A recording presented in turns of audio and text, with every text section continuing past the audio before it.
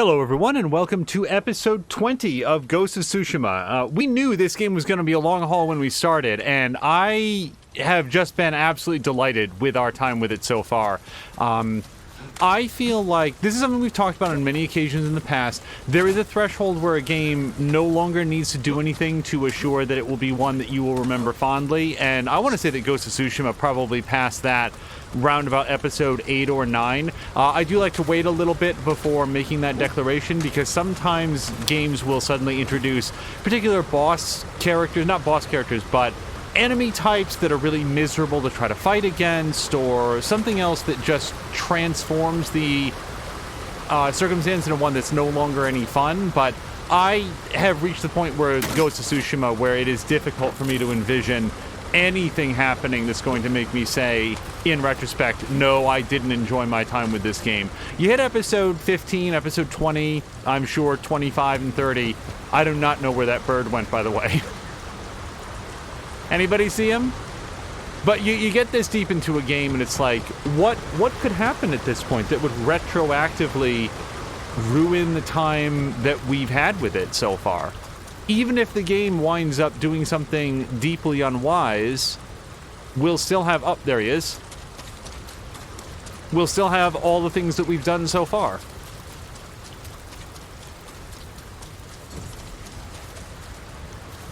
I really like the birds and the foxes, and just that's how... And talking to people, that's how we find things in the world. Okay, so this time, for the first time in a long time, I'm going to pay attention to what we are haikuing about.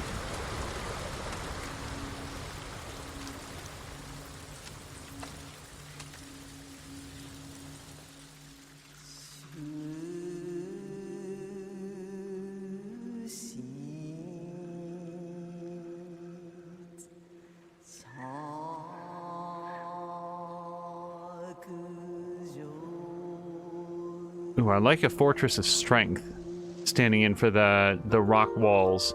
What is this? I'm gonna go with this one.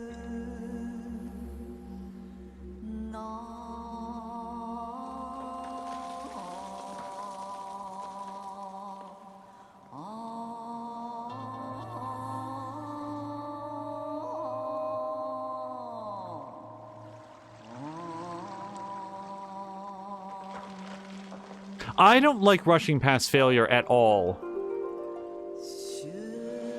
Yeah. A fortress of strength. With protection, safe and sure. Viewing the future.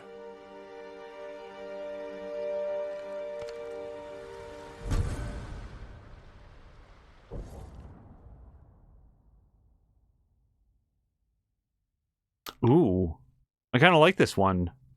I feel like this one would go well with anything we wear. That is a universally good-looking headband. Yeah, let's pop that on.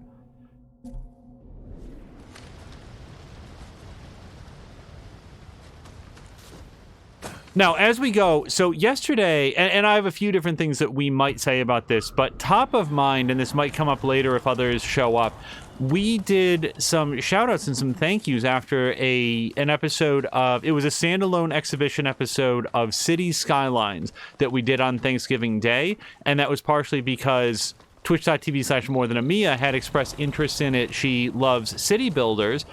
We have the game. I am not good at it. My producer has not played it at all. So I was like, I want her to see what the game is like so that she can make an informed decision, and also recognize that I'm probably not the best person to do this. But we did a stream, and at the end, I thanked the Real Cutie Pie for a wonderful raid that she did. I thanked Caroluna for a raid that he did. I thanked some followers, but the mini feed did not reflect the fact that Patikin had also raided over.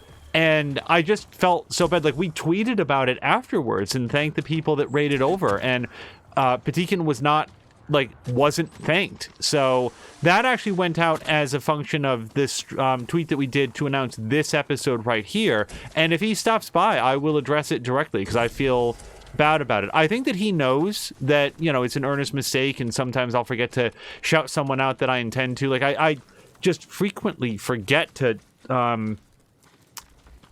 oh, yes, we're gonna do bamboo.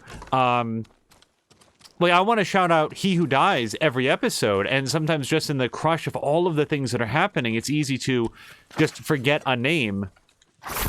But I just felt bad about Patikin. Like, he had raided, I think, not too much. I didn't do enough squares. So anyway, that might come up a little bit later. I really like this headband. 1,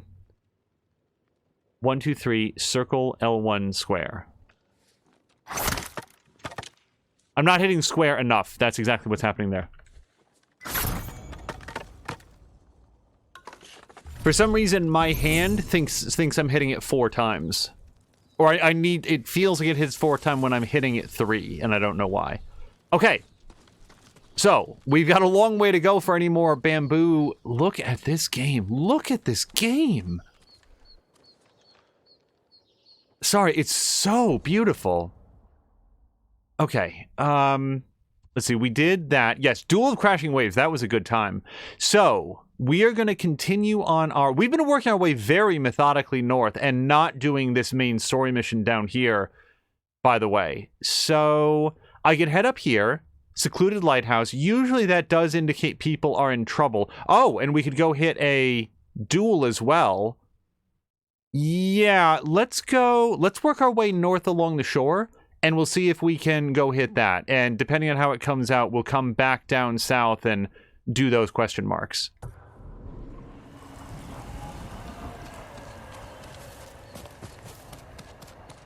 Is that's secluded lighthouse right there, isn't it? I bet it is.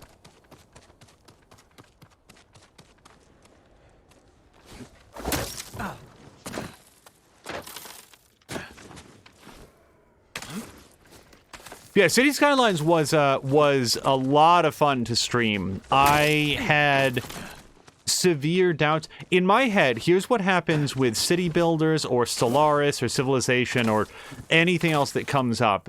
There's not a lot of action to them. There's not a lot of story beats. So in my head, it's always like, how on earth am I going to fill the silence? What are we going to talk about for all of that time? And it turns out that what those games lack in narrative beats, they have a lot of mechanical depth to talk about. And oh, hello.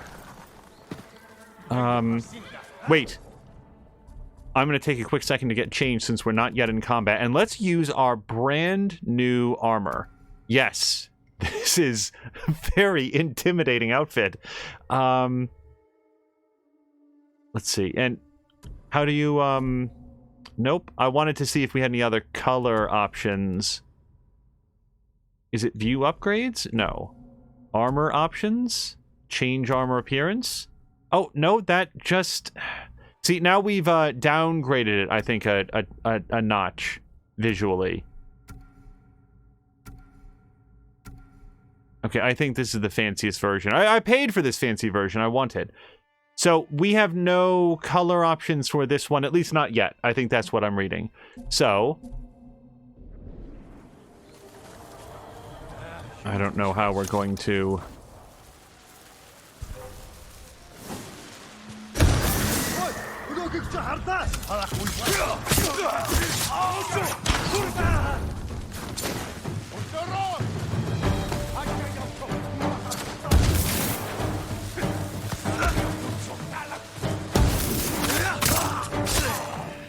Yeah, I'll be right with you in just a second.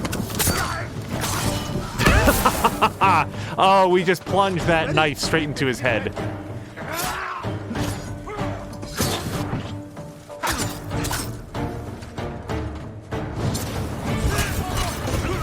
Yes, I see the bomb. Now, that said square on him. Can I do something with square when that's happening? Hold on a second.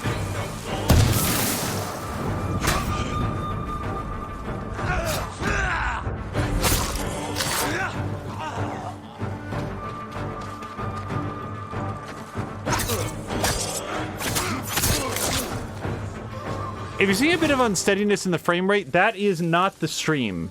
this particular fight sequence was less steady than most.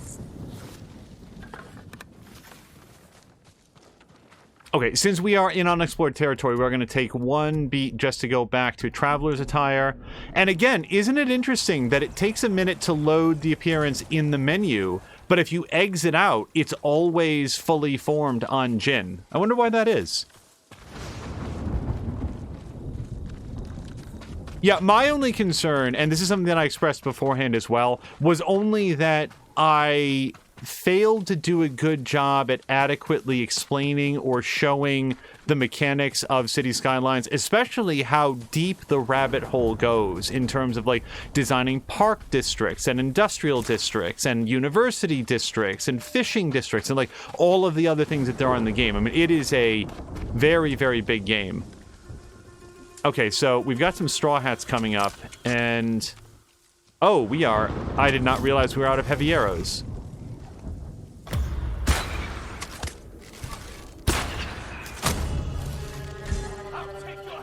Oops. You really want to have this fight?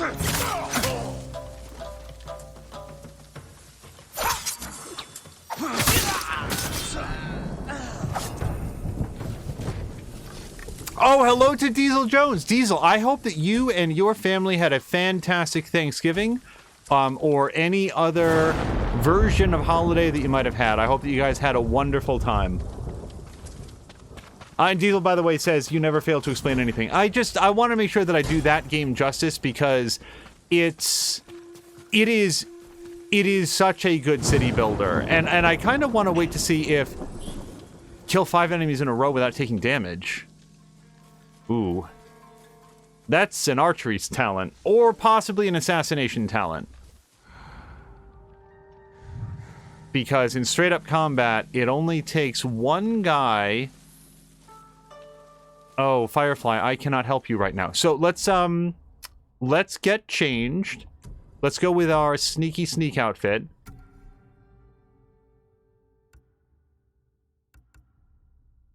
Yeah, let's go with Noble Wanderer.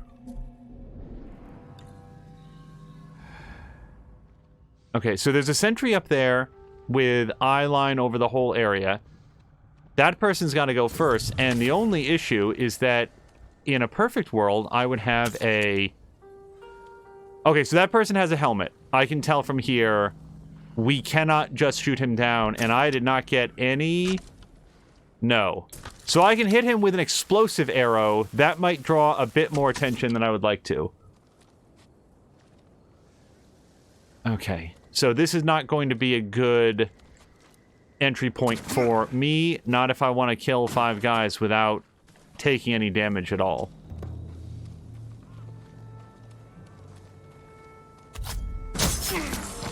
Okay, that's 1. Also, in 2 kills, we do get ghost mode activated, and that is always a really good time. Okay, so we see the leader there. He's practicing. We don't need to observe him anymore. Okay, so I need to draw at least one of these guys out. For that, we're going to use a wind chime. And hopefully this is going to be... Yeah, close enough that somebody will come over. Wind chimes are oddly magical in that they always draw exactly one person, never any more.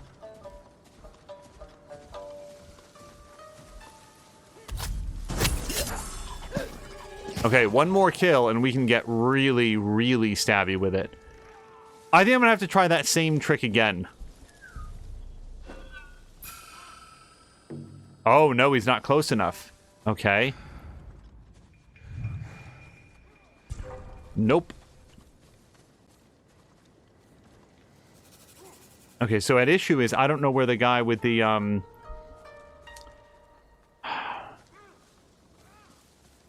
Okay, that is the guy that I want. So we're going to... Oh, nope, he's not. I thought it was going inside the yurt for a second. Okay, let's lure him... here? Hopefully? Yeah, anything that isn't facing me when he comes around the corner. And also, don't rush up to him, because I have a tendency to do that and then stab instead of assassinate. Oh!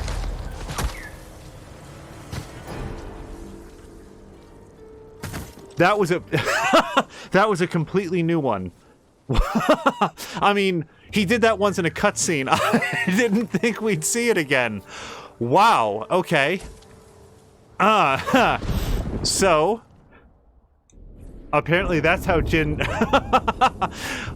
demonstrates his sword abilities these days. Oh, you know what I want to do? I want to run up that rock, I want to swing on that branch, and I want to go stab that guy. And there's one issue. This guy is between us and him, so... yeah, we're gonna have to... if I want to get the bonus for killing 5 dudes, we gotta play it safe. Not so safe that we're not gonna loot. So, Diesel, if you're still here, I'm curious, how is Valhalla treating you? If I saw correctly, then just before we started, Patikin appeared to have a crash of some kind. That's always disappointing. If it's anything like Valhalla, he probably didn't lose much in the way of progress, unless he was, like, right in the middle of a cutscene. No crashes for Diesel at all. Yeah, I'm beginning to second-guess earlier comments that I've made that Watch Dogs Legion would come before Valhalla, only because, like, they're gonna patch Watch Dogs at some point, right? Like, that is going to happen. Why are we weeks after launch and that game is hitting half price for Black Friday? I know that there's been talk of a patch, but, like, when is that happening? People who make Watch Dogs?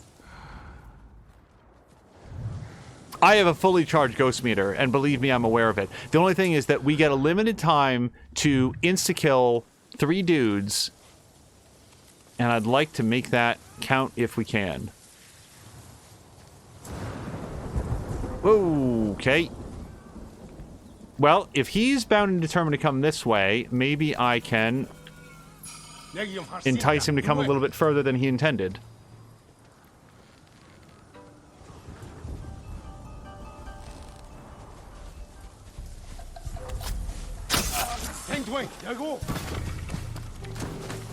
Okay, so there's a 100% chance that that guy saw me. Yeah.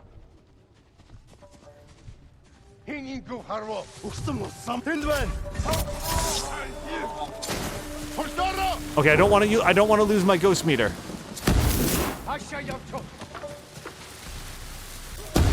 Wait, why can't I go through here? I want to use my Ghost Meter on the boss specifically, so that's where we're headed.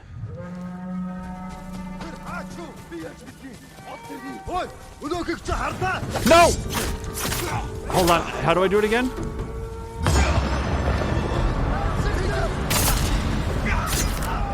Okay, hopefully he's dead, and... oh.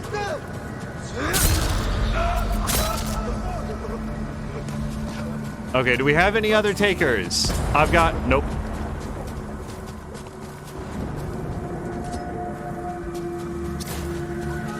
But, like the thing with, Legion, this has come up in a few other, like, streams of this, game.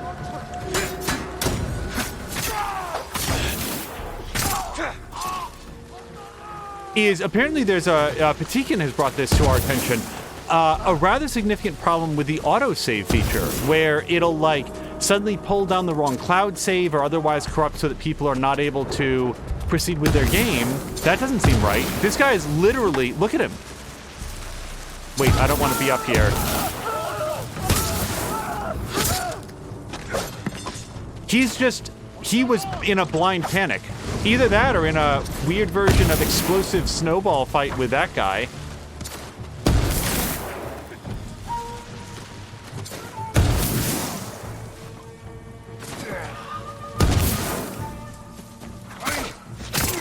And the thing about Ubisoft is, like, I earnestly believe Legions will be patched, because Ubisoft has, if nothing else, established themselves as a company that is going to fix what's wrong with their games. Whatever they release, it might be broken and buggy and unfinished at the time that you buy it for full price from the store, but the company will eventually make that right. At least that's the reputation that they've established to me. They did that with... Oh, Diesel Jones is saying what needs to be fixed in Watch Dogs. So, according to Patikin, I'm not going to challenge remaining enemies. We're going to stab him in the back of the neck, or if we're very lucky, lop his head off in one swoop. So, in Watch Dogs Legion, apparently among other sort of general stability problems that people have encountered, the game operates on a single save because it's part of their permadeath issue. And what's been happening for folks is the cloud save from the Ubisoft UB Connect store, Ubisoft front end, whatever you want to call it, is occasionally going corrupt and then overwriting their local single-player save, and as a result, they're losing all of their progress. Like, it'll just say, oh, I can't load this game, or it'll revert to... I don't even think it reverts. Like, from what I've heard, people just straight up lose all of their progress in the game. Now, Patikin has recommended just turning off the cloud save feature, and I intend to do that if that is available. Cloud saves are really awesome. Oh, we got some heavy arrows, everybody, so that's going to help a lot. Cloud saves are super awesome 90% of the time, and the other 10% of the time when they do something like that, I lost all of my progress in a Telltale game once because the cloud save just overwrote my game, and the cloud save had no information in it at all. Why the Telltale cloud save system thought that the I've never played this game before should override the I've played the entire first episode of this game, I have no idea, but it was irretrievable after that happened. It was just gone. And apparently the Watch Dogs Legion autosave or cloud save is doing something similar. According to Patikin, there's been a similar issue with Valhalla, although that is mostly affecting console players and less of an issue as long as you juggle a couple different save games just in case it goes bad. So whenever it is that I play Valhalla, just to be on the safe side, I'll probably alternate between 2 or 3 saves. Like, just every time that I go to manually save it, I'll choose a different one. So at most won't lose too much progress. Okay, so we've lit the... Yes, should shake and go away. Let's spend our technique points because, as always, I've let a bunch of them build up. We're done on stances. We've got all our stances, so that's great. I like a couple of these. Kunai inflict twice as much damage. Add shrapnel to black powder bombs, increasing its damage and blast radius. I do use a lot of black powder bombs. They explode on impact. They're super useful at crowd control. It's a great way to make an entrance into a thick crowd. Smoke bomb fumes restore some of your health. That's another great one. Let me just look down here. Oh, wait. I want this one. Notice a flashing aura around assassination targets when their allies will be alerted by their death. Yep, we're going to grab that one. I think that's going to be one of those things where once I have it, I'm going to wonder how I was playing without it. And I'd love that one. Yeah, so we've got 1 point left. I can save it, or I can spend it on a very small number of things. So here, this has been available for a long time, but we can start to follow the guiding wind to...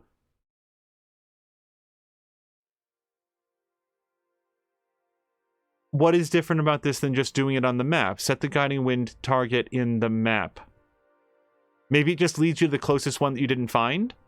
Bamboo strikes, Shinto shrines. See, I have been... Okay, yeah, this must be show me something that I haven't found yet. That has to be what it is. I am not going to do this just yet. We are going to hold on to that because there's still a bunch of things that are worth 2 points that I would like to have.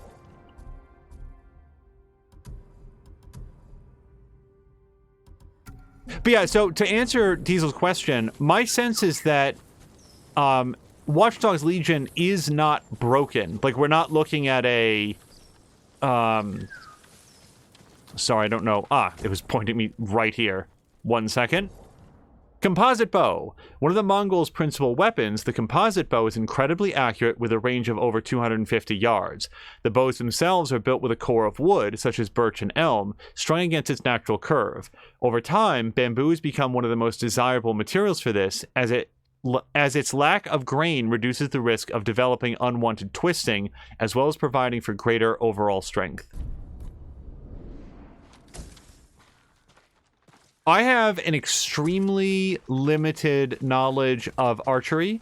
I have fired many more bows than I have guns in my life. In my family, there were some borderline professional... Okay, that's inaccurate. Some very accomplished archers who... at one point, we're looking at potentially going to, at a point in their career where they were like, if you really want to go down this path, we think that you could compete in the Olympics. But it's going to be a lot of time and a lot of practice, and you're going to have to turn down a lot of other opportunities in your life. And they sort of said, no, that's not, no. But as a result, we had... Whoops, that wasn't a thing to pick up. I like bows, is the thing. I'm not an archer. I cannot shoot very well, but I've fired some, and I have a sense of how they work, and I like it. You know what I like about archery more than gun shooting? I can see where the arrow goes. I know that feels like, wow, what a weird place to draw that distinction, but when I'm shooting at a target that is 500 yards away, I'm basically... taking my best guess as to where I should be aiming, and then a while later I get to go over there and see where the bullet holes went. And I find that that's very difficult to sort of adjust my aim. But when I fire an arrow, even if it's way the hell over there, I can see what the arrow did, and that gives me a sense on how to adjust the next time that I fire. So that's my take on archery practice versus gun practice. So this guy on the horse, do you think I can shoot the guy on the horse without his friends noticing? Nope. Oh, and I lost the opportunity to...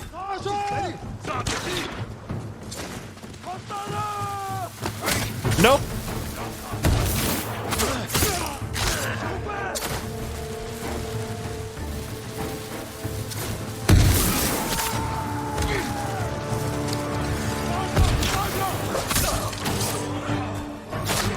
Ow.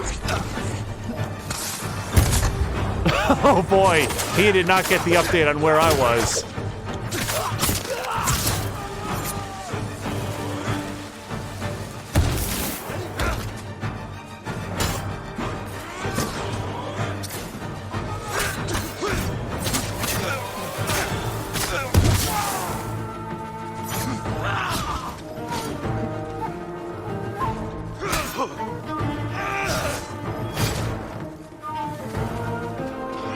Oh, I'm just gonna shoulder charge Bommy there. I want to make sure that he doesn't interrupt us.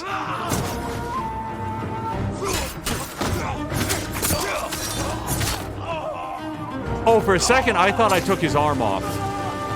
And that was gonna be another moment where I was like, when did we add dismemberment to this game?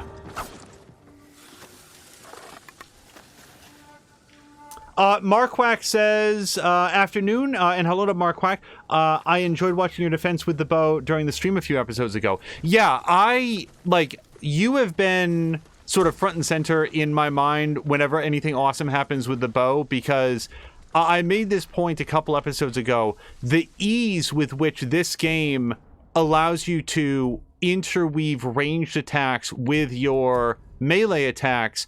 The only other game that immediately comes to mind that does it this well was Shadow of Mordor and Shadow of War, which had a very similar combat system, where you could be surrounded by Uruks and in the middle of a melee combo, draw out your bow and shoot 4 orcs in the face as they were charging you, and then continue on with your melee combo. Like, that game did it really well. This game does it better.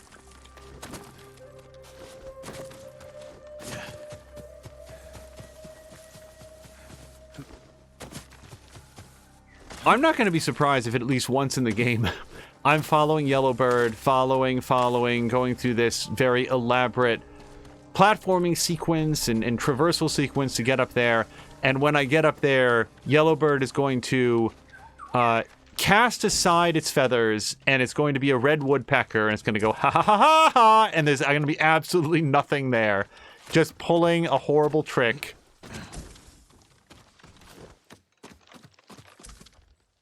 God, there was a Woody Woodpecker, just a completely throwaway joke that really got me. I was a lot younger at the time. Okay, we found a blindfold. I'm probably not going to wear a blindfold. Yeah, I'm not going to wear this, but I enjoy the fact that it's there. Geek Pantheon, and hello to you as well. I feel like this game is a masterclass in effective yet simple UI design. Yeah, the only thing that it is... I can't even say that it's missing it. I would love to be able to change outfits in fewer button presses, but then again, the buttons that I'm pressing are a lot less involved than it would be if I was actually physically getting changed, or if they put a whole bunch of restrictions on how much time it would take to slip into or out of a full set of armor. God, look at how gorgeous this game is. Just the red leaves on the ground.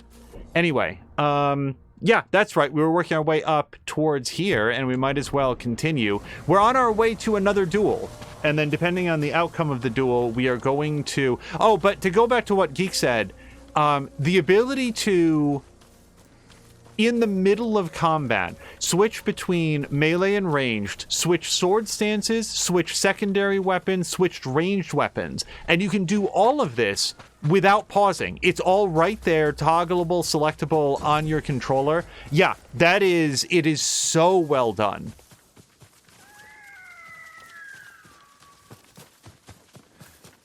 I mean, the next closest thing to me, and I don't see a lot comparable in the combat systems, but in the Batman Arkham games, you also have access to like a huge variety of gadgets and special moves in Batman's repertoire, depending on like what you're doing with the controller. And a big part of getting good with the combat is simply getting comfortable with how to do these double button presses, or like hold down the trigger button and hit this button to like toggle it to do something new. I feel like I could jump that, but I also want to rope walk here. So that's another game where it gives you access to so much, and part of it is just learning how to work the controller to bring that depth out. This game is similar to that in its ability to give you access to so many of your tools.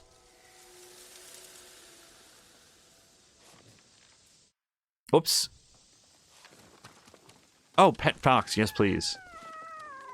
I don't know where the other foxes go, but this guy stuck around. I did not like that quest where all the foxes were dead.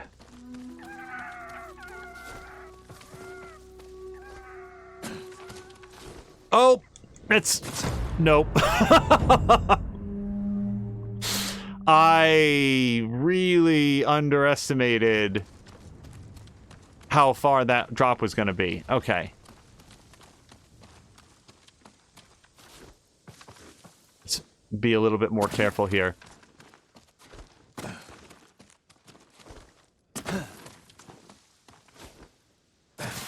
Okay, and now we're going to set a course for this fight. Earlier today, I had intended to start streaming a little bit earlier, but earlier today, there's like a free preview weekend of all of these pay channels, and so on one of them, they were showing back-to-back Ghost in the Machine, and this is not the Scarlett Johansson, this is neither the anime... No, wait, that's Ghost in the Shell. Okay, so Ghost in the Machine is a Karen Allen movie from, I want to say, the very early 90s. It could be the late 80s. I am not certain. Okay, yeah, it's telling me to go this way. And, like, if I love this game, and I love streaming, and I love hanging out with all of you, but if you have not had the experience of seeing Ghost in the Machine, don't, because once you do, then anytime it's on, you kind of feel morally obligated to watch it. What a shame. And I've looked. No!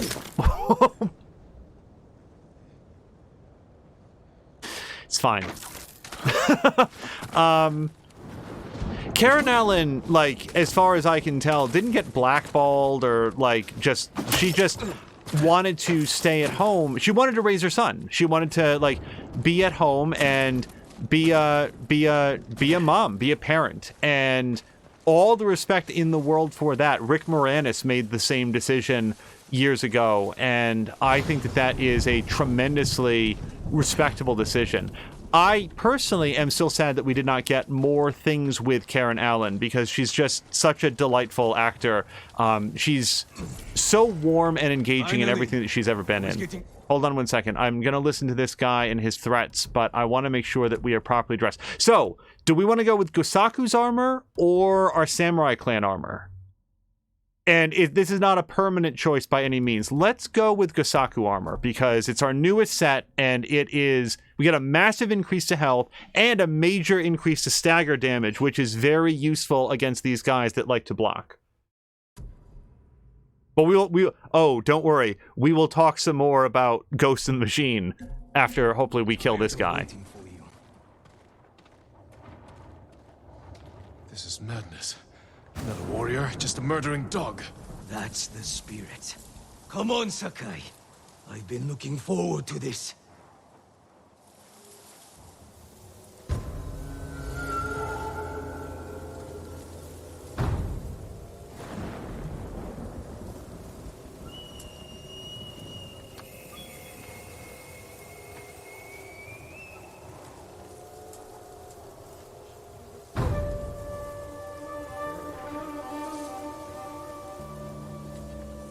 Mia, thank you very much for the shout-outs. Mia also notes that she is...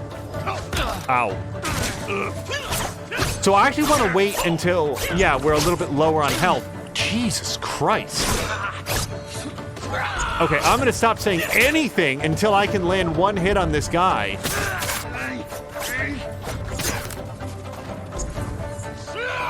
Crap. Nope.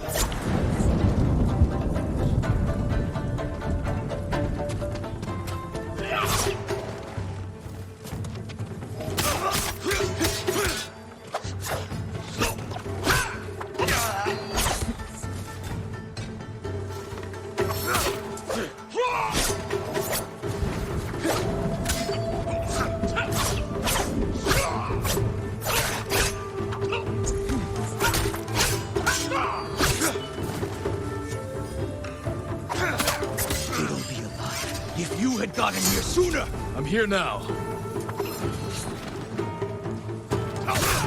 So this guy is significantly better than the other guys that we faced.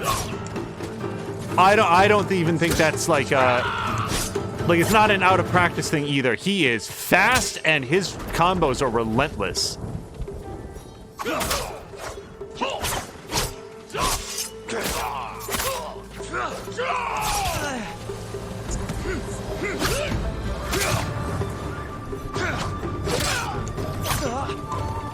Jesus Christ!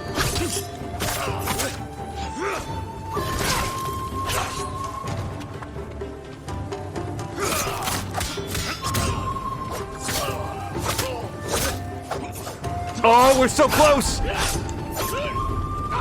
Nope! Oh! Whoa!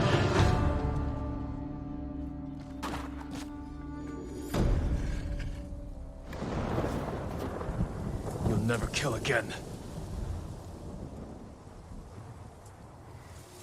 Look how little our legend went up from that. Also, am I just muddy? What? Yeah, no, we're in a big mud field. Okay. And unfortunately, I don't get to loot his corpse.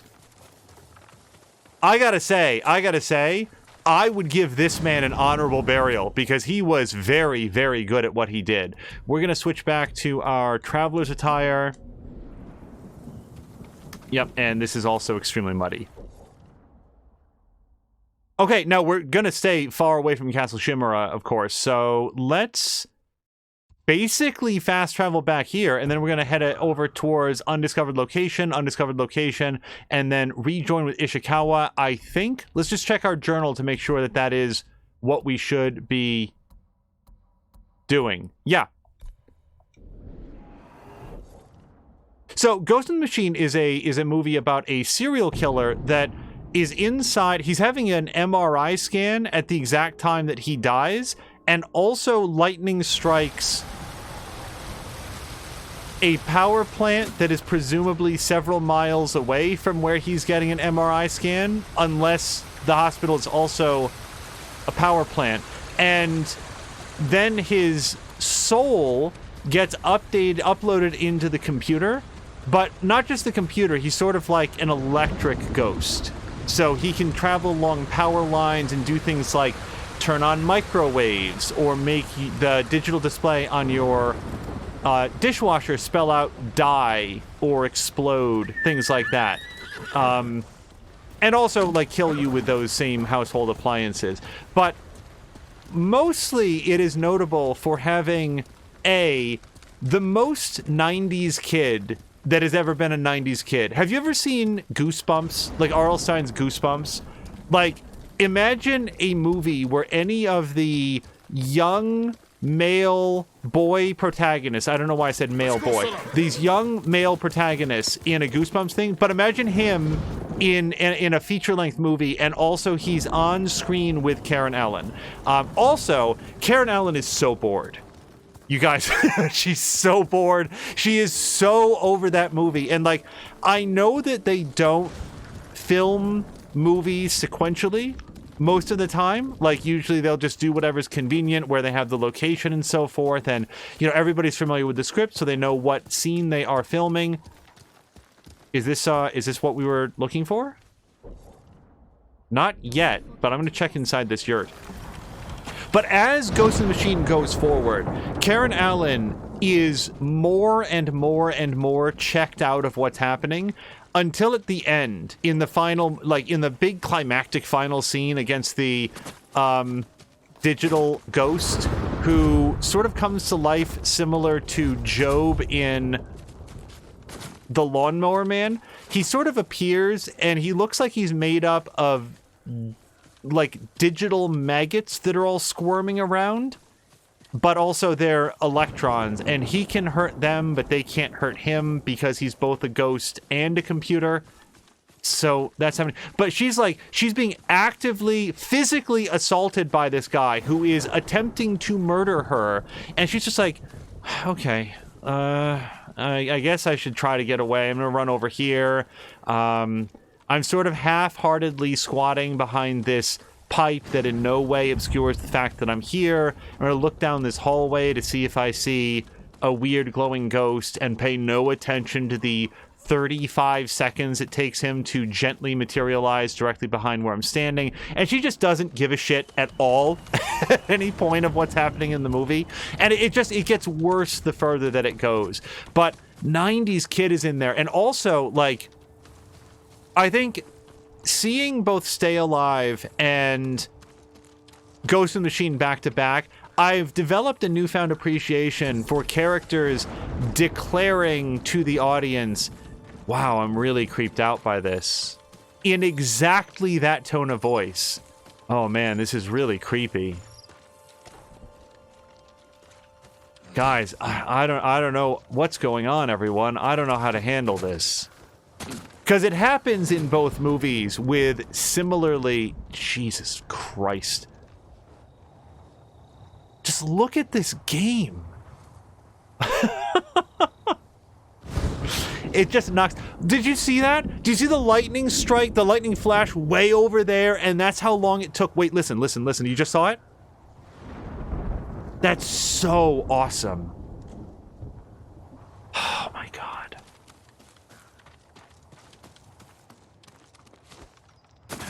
Anyway, Also, so 90s Kid has, I have no idea what anybody's name in the movie is at all. There's Karen Allen, there's 90s Kid, there's Guy Hacker, whose name is said several times, and then there's Serial Killer, and those are the only characters in the piece. 90s Kid has a crush on, like, 16-year-old, but 90s Kid is, like, 11, right? So she couldn't possibly be less interested in him. But, man, he tries so hard. He tries so hard in a way that I hope that the actor that played him did not go to, like, public high school, because no one would have let him live it down as he puffs he draws his shorts down and he puffs up his boxers, and then he tucks his shirt into his boxers. So he's now wearing 3 layers of front. It's his shirt and then his visible boxers, which, yes, I know was the style at the time. And then also his like very loose fitting droopy shorts. And he goes outside to where 16-year-old is and says,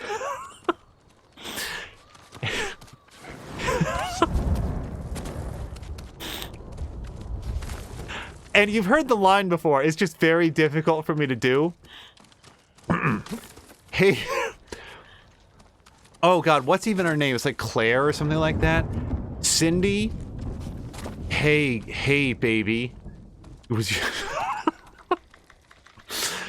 your daddy a thief? 'Cause he stole all the stars and he put them into your eyes.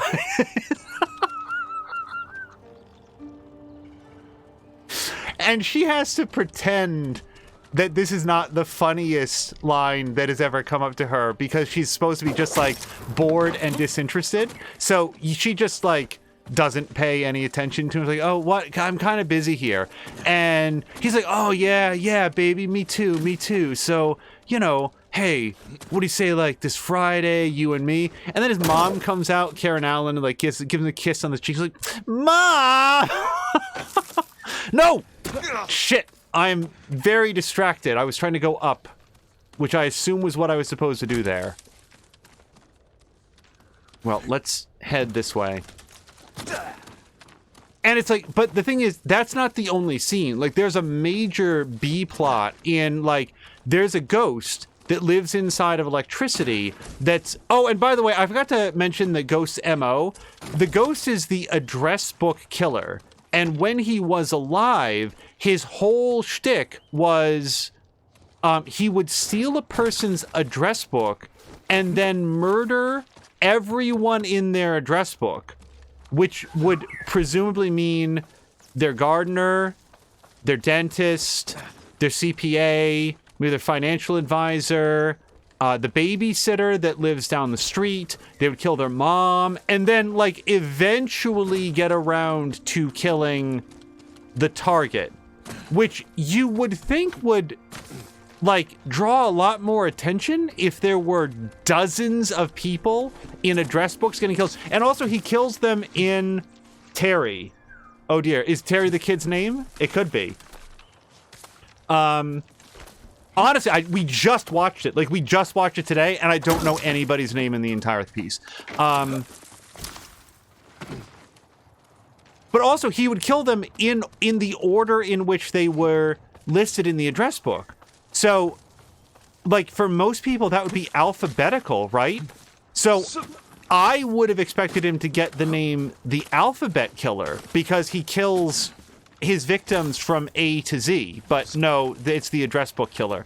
So, also, like, you would kind of think that that would give away, like, hey,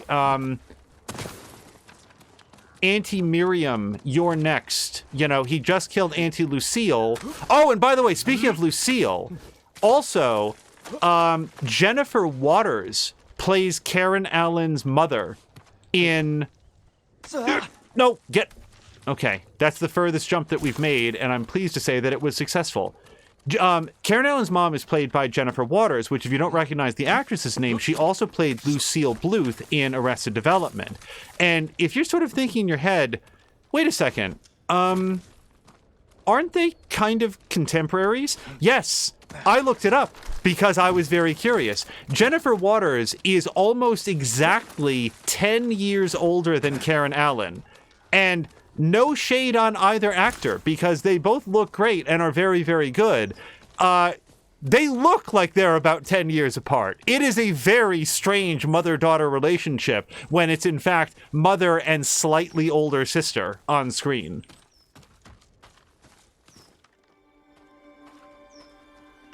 Oh, Mark Rock is saying Karen Allen is Terry and the boy is Josh. You would have thought that I would have picked up on that at some point in the 100-minute runtime or whatever that movie runs.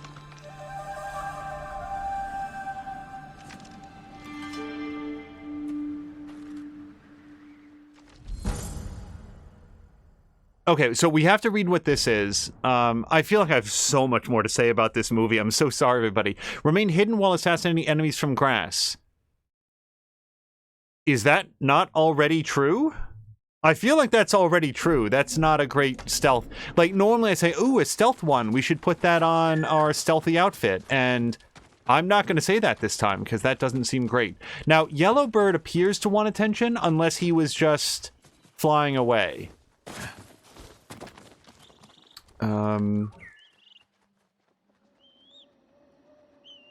Yeah, I don't see him here. So we should have a fast track back down the mountain. There were probably other things to find up here, but I'm not going to find them. Wait, jump. Wait, what was that? Jump to avoid the sweep attack. It earnestly never occurred to me to try that. Okay, so we're going to go over here. And so you've got a ghost that operates inside of electrical cords.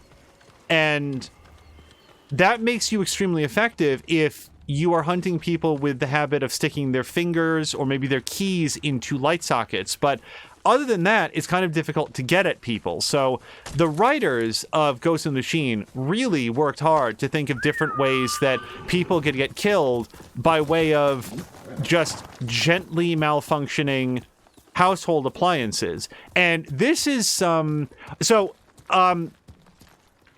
Ghost in the Machine does a couple of things that I do think are notable. First of all, it is Final Destination. Like, the ways that people get killed are so circuitous and rely on so many bizarre coincidences that it is entirely plausible to me. I'm not saying this happened, but if the creators of the Final Destination franchise said, yeah, we watched Ghost in the Machine, and the deaths in that movie were such bullshit. Like, there's no way that that sequence of events could ever possibly have led to anyone getting even slightly injured. But then we thought, what if, like, there was a list and death and Tony Todd and etc. And then they came up with Final Destination. Like, that checks out to me, because none of the kills in this movie make any sense at all. Least of all when the killer physically manifests. But we sort of talked about that already. So there's this one scene, this is like one of the earliest ones, where Karen Allen's boss, who appears for exactly one scene to raise an eyebrow as to why Karen Allen is inexplicably getting large amounts of hyper, like, too trashy, way too trashy for Victoria's Secret. This is like Hustler level lingerie that is getting delivered to her work, and she's opening the packages and just draping the bras and like the open, like, nippleless bras and crotchless panties all over the office. Like, they're all over her cubicle. She works for TWA, and her boss comes up and goes, harumph, and then walks away. So that's the only way that you know. Wait, this is at Mongol Place, right? No, it's not. Hello? Don't shoot me with an arrow. Oh, it's just a survivor compound, I guess. Okay. Well, let me see if we can trade for or I'm happy to offer my away from anything. I don't actually think that there is. Samlander's asking, wait, you're not supposed to do that? And hello to Samlander. And Samlander, had a great time watching your Dragon Quest. I always get the numbers mixed up. Is it 11?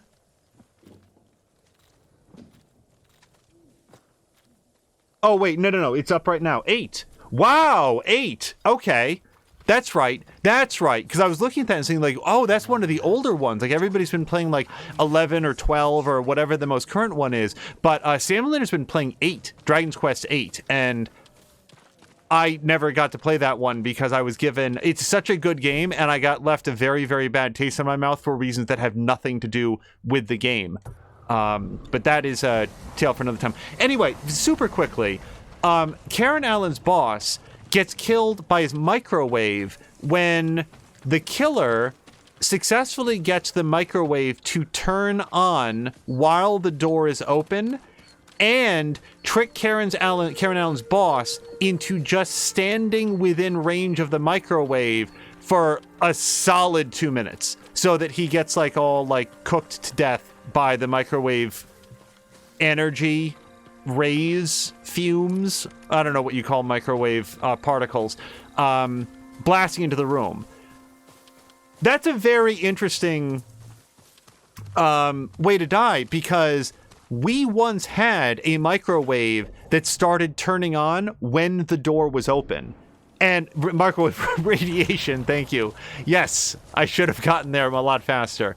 In the real world, not in the world of Ghost in the Machine, we had a microwave that one day I'm trying to remember if there was anything in it, but I do know that I opened the door and it turned on. Like the light came on and I immediately closed the door. And it turned off.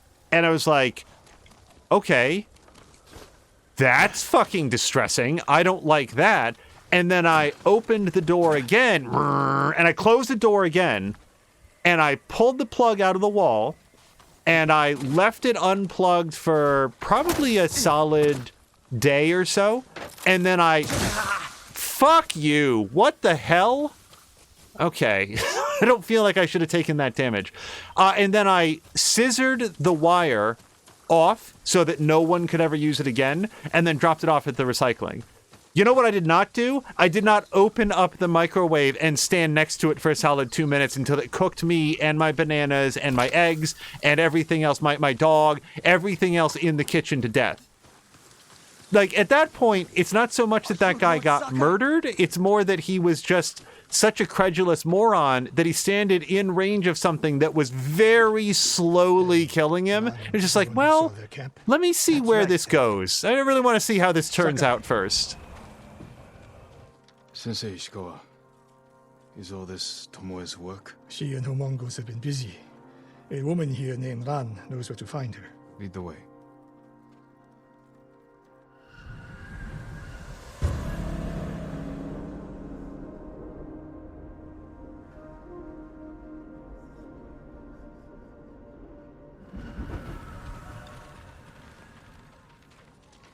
How does she know where Tomoe's camp is? She stumbled on it while foraging in the woods.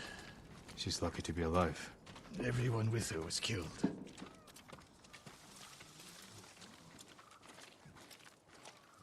Is your name Ran?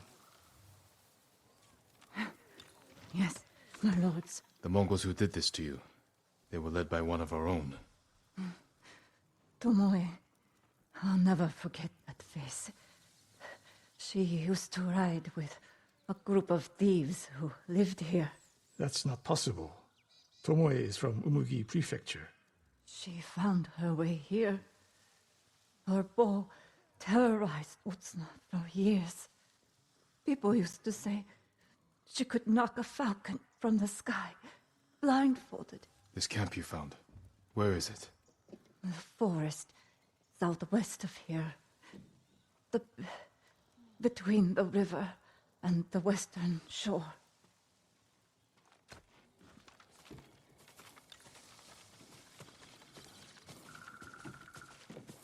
Damn her. The lessons I taught her. The secrets I shared. All wasted. You old fool. Why did she lie to me? Oh, I'm sorry. I thought we were mounting up. Tomoe never told you any of that. Before we fought, I offered to adopt Tomoe as my daughter. Make her samurai. For someone like her, that's quite a change in fortune. And I took it away. Because she's a hired killer. Because her sensei failed her. She fell back into the life she knew. It's one thing to wreck your chance at a better life, but to terrorize your own people. I am aware, Sakai. Are you? Can I count on you to do what needs to be done? We have a camp to find. We need to stop Tomoe before she takes more lives. Let's go! We will doubtless get more dialogue here.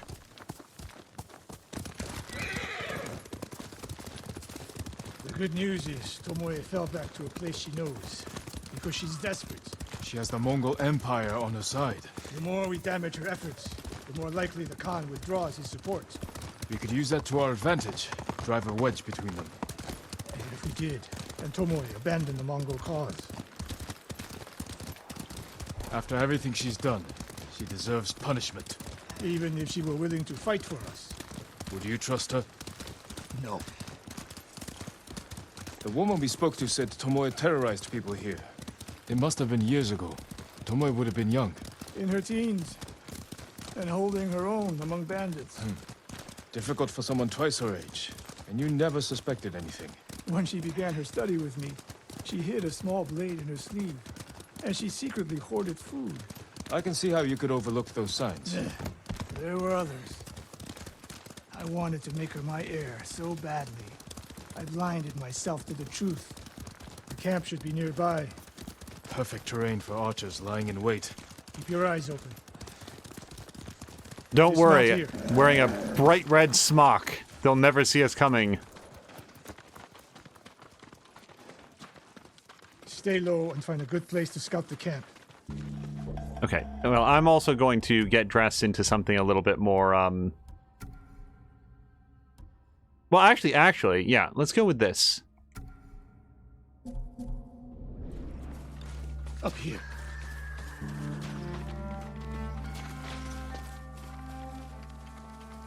We've seen this before.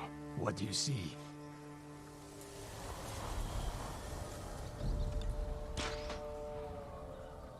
Japanese arrows. Of course.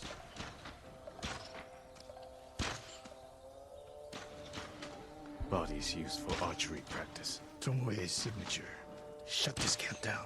Keep your eyes open for Tomoe. Ready when you are, Sensei. I'll stay hidden until you strike.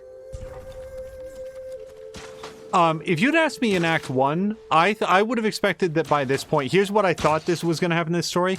I thought that Ishikawa was going to turn out to be like much more openly sinister, and that Tomoe would be the one that we would wind up recruiting and working with. So I wanted to see if there's any like bees to shoot or explosive barrels or anything else to help make a big splash on the way in. I don't see any options. So with this outfit, we get a big recharge to our...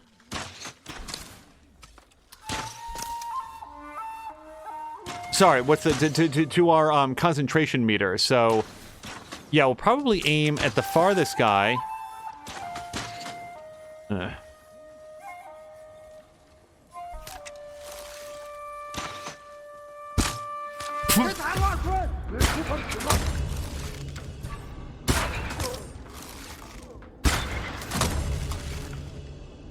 Alright, that's not gonna land. Oh! Okay, that works.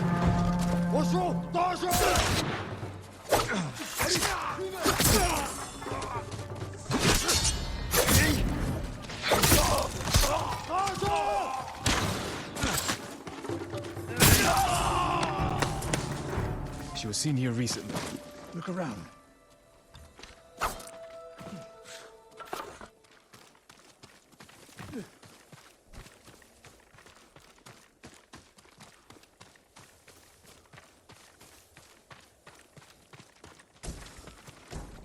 Oh, okay, that was accidental.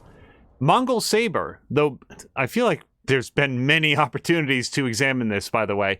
Though best known for their composite bows, Mongol troops are also proficient at close-range melee combat.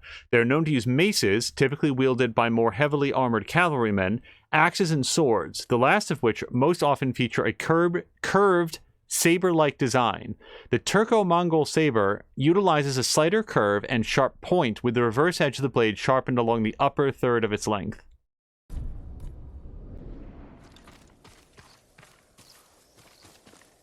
Yeah, I know nothing about swords.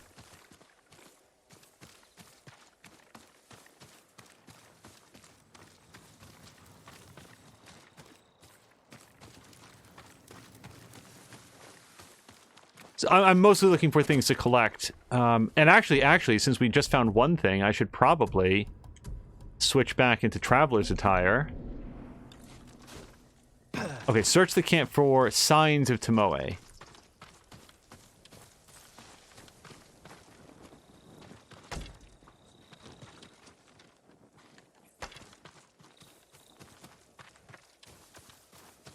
This is the camp, like this fairly small area, right? It's not like there's a whole bunch of tents behind the tree that I'm not seeing. Return to the camp and keep searching. Okay, I'm going to search very carefully over anything that is anything.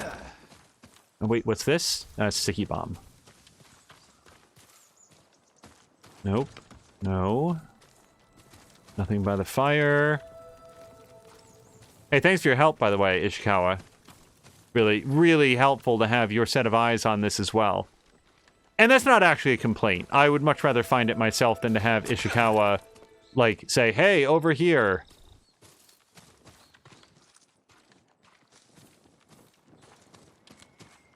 Wait. Haha, we Sensei, found it. Over here. Could be Tomoe. The sensei and the ghost. I'm getting tired of you two. Your archers are dead. It's over. Ambush.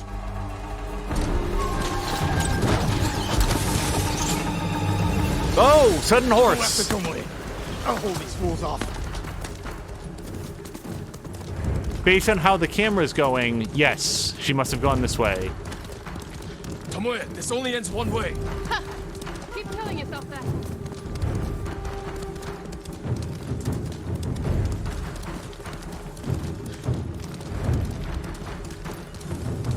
There's nowhere to go, Tomoe. You need to work harder, Lord Sakai.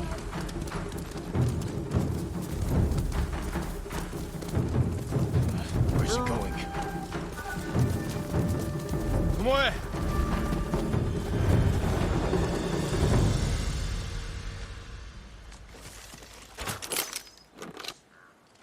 So you're Lord Sakai, the sensei's new pet. And you're a gifted archer who had a chance at a better life and threw it away. Is that what he told you? Tomoe, why are we talking? So I can warn you to watch your back. My sensei tried to kill me. He'll try the same with you. Thanks for the warning, but I'm here to end this. It's already over. I have nothing. No one. Put the bow down, Tomoe.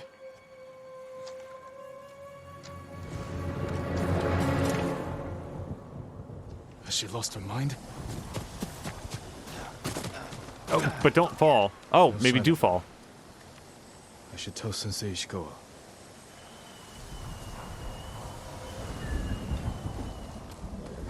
I should tell him, but on the off chance that Yellowbird is leading us someplace Rest soon. of interest.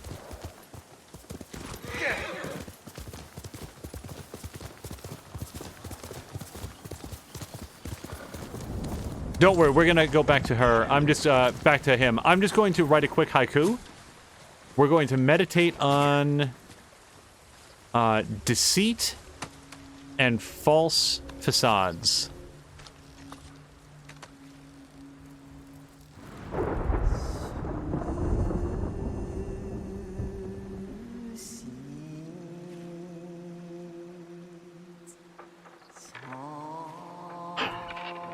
I don't know why. I don't like the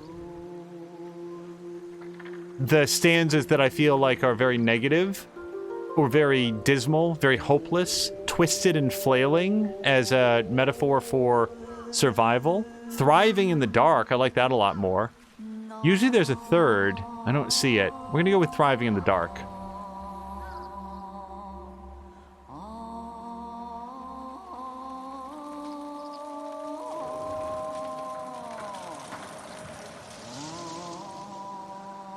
No. I like this one.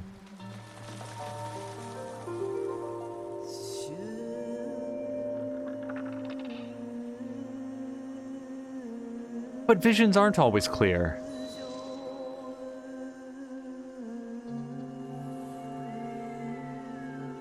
Thriving in the dark. A wandering mind searches. Riches left behind.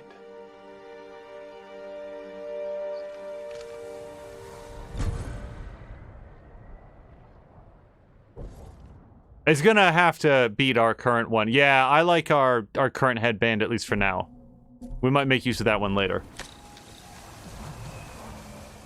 Okay, let's go ahead and return to Ishikawa.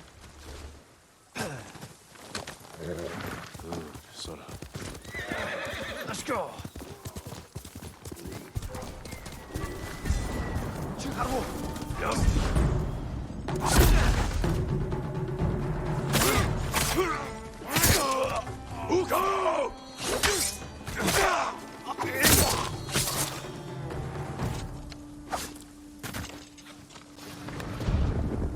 Yeah, I need that resolved.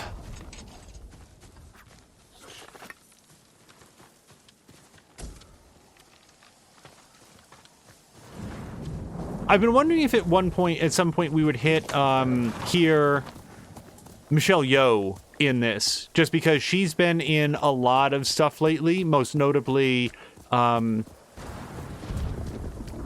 in Star Trek Discovery, and if I was sort of like casting for a lot of, actors of, either Asian birth, Asian descent, Asian heritage, she would be someone that would certainly be on my list of somebody that I'd want to be in contact with, because she's great.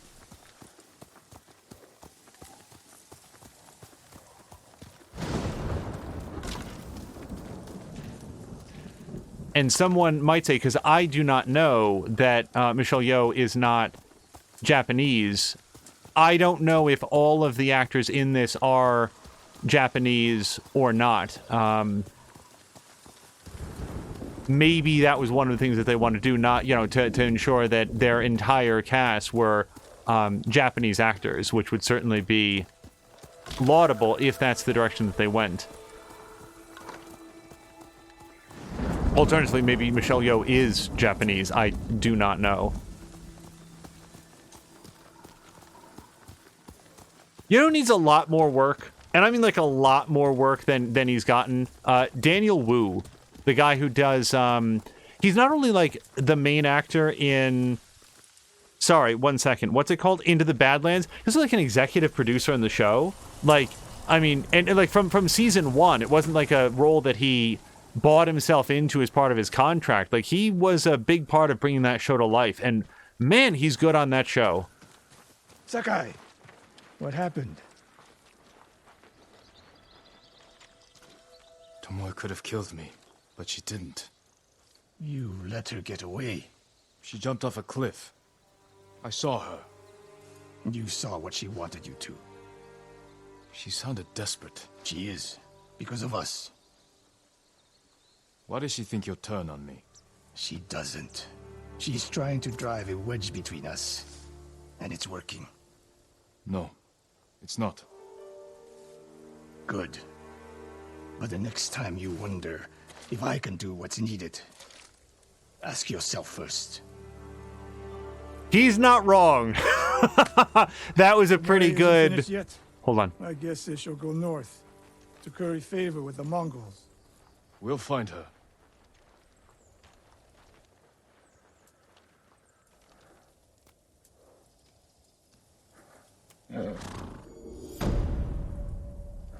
I do like the fact that Sora has some personality. Sora the horse, like, he'll do things like sort of like nose at Jin, or like when the two of them like nap on the ground together. I like little details like that, that he's not just a conveyance, he's a living creature.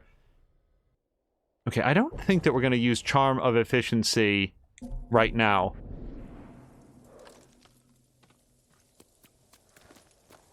Okay, let's decide. Oh, look at that. That was a great big circle, wasn't it? Let's go hit this since it's pretty close.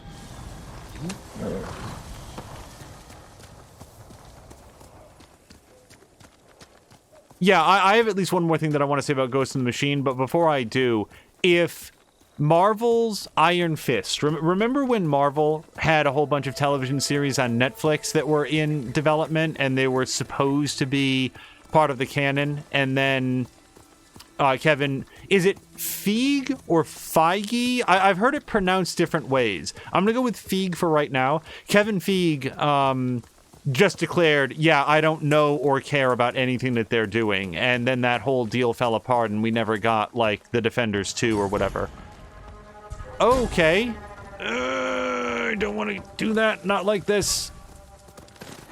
Well, there we go. Okay. Anyway, Iron Fist. If the only difference, if everything in that series was exactly the same, but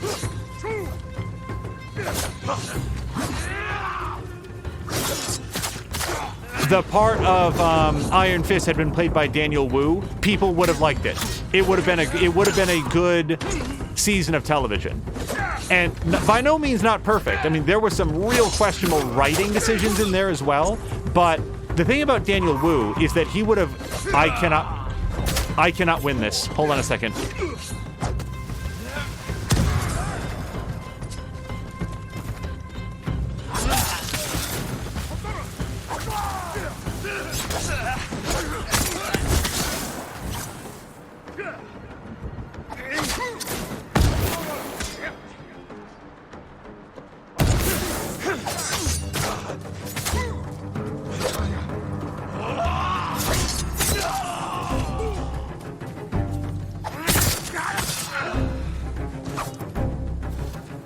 I really didn't check to see if that was all of them, though. I put my sword away a little prematurely.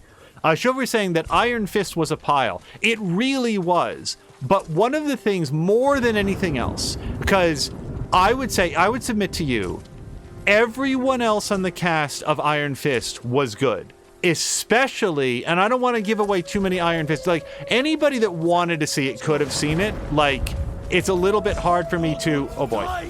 He's just one samurai. That's... Hold on. That wasn't a bomb. That was a wind chime.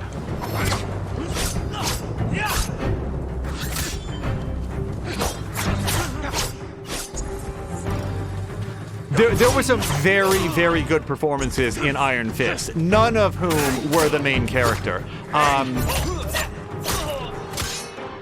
gonna die here.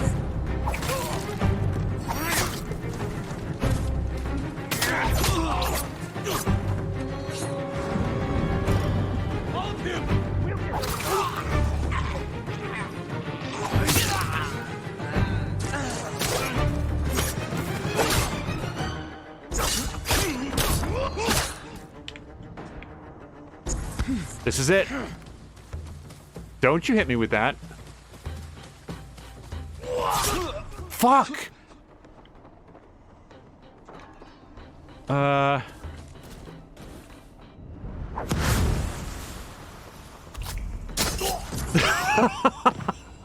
Oh, if you can't win in a straight-up fight, just cheat.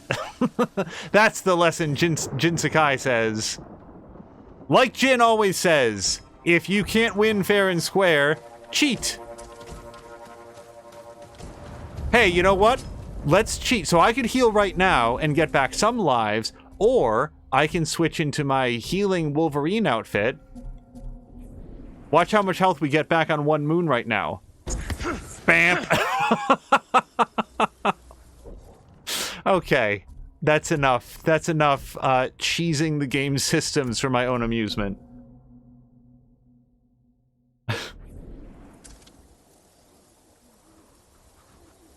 Sam Lynn is saying, can't have an Asian be the Iron Fist. Too many fanboys would complain that it wasn't like the comic book enough. And those fanboys can eat a bag of dicks. I don't care about them at all. Daniel Wu has everything going for him, up and down. He is a better martial artist. He's a better stunt guy, a better actor, a better writer, and he would have given a shit about the role. Now, it's possible for all I know that they went to him and offered him the role, and he said, No, I'm doing my own show over here. It's way better than your show. I don't care about this at all. But it's difficult for me to watch Into the Badlands and not think that if they could have just taken that exact character and said, now you're Iron Fist, and it would have been so good.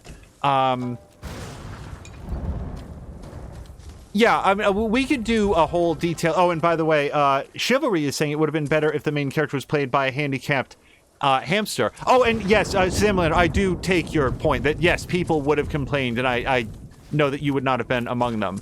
I'm super over what, like, internet fanboys are going to think about things, just because they're always going to complain. And in this case, they're right to complain because the series wasn't good. You know who else would have been a really good Iron Fist? I don't know her name offhand, but the woman who played the part of Colleen Wing. I don't know that it's written in a law somewhere that Iron Fist has to be some dude. If they had just had the woman that played the part of Colleen Wing and said, hey, listen, we've sort of revamped this. What was the actor's name? Was it Danny Masterson? That's the name that stuck in my head, and I don't think that's right. I think Danny Masterson was some guy on That 70s Show. But whatever his name was, like, okay, he's not showing up to work. He doesn't ever practice the choreography. We don't want him to be Iron Fist anymore. How about we just make you Iron Fist? Wouldn't that have been a great twist? Wouldn't that have been an amazing twist for Iron Fist if, like, in episode 3, like, that dude just wasn't, like, Iron Fist anymore, and he gave up his power to Colleen Wing? That would have been so great.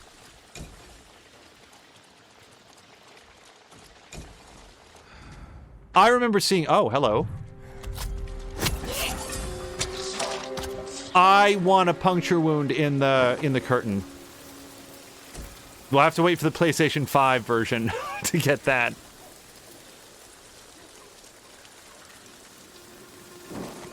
But yeah, sorry, just to round out. In my opinion, Iron Fist is one of those...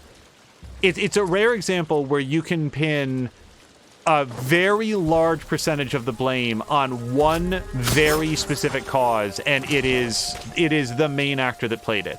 And I don't say that like, you know, I'm not looking to bag on him. He was fine in Game of Thrones. Like, I don't hate the guy. It's just, it doesn't seem like he cared about the role, and gave some interviews in which he effectively, I don't know if confessed is the right word, but owned the fact that he just didn't practice any of his choreography for any of the fight scenes. He sort of showed up on the day. Anyway. Similar to saying, give it 10 years, they might be able to do curtain damage. Maybe an over-under on 3. I bet in 3 years we'll have curtain damage. You know what? I'll tell you this. We're going to get curtain damage before we get characters putting on a jacket.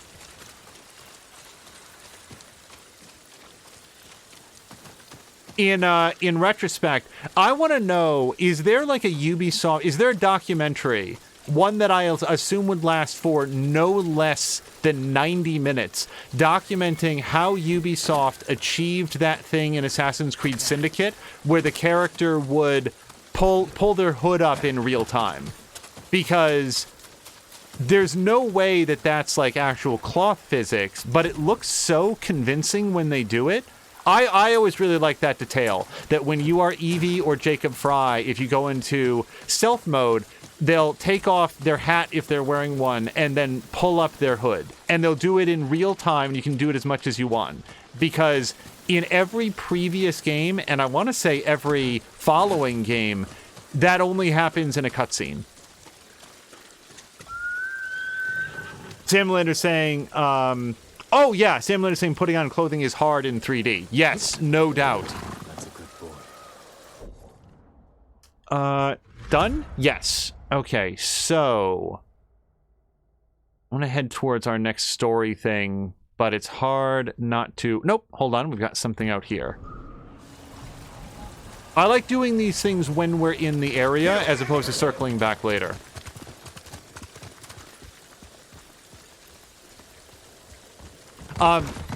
Just to round out a couple last thoughts.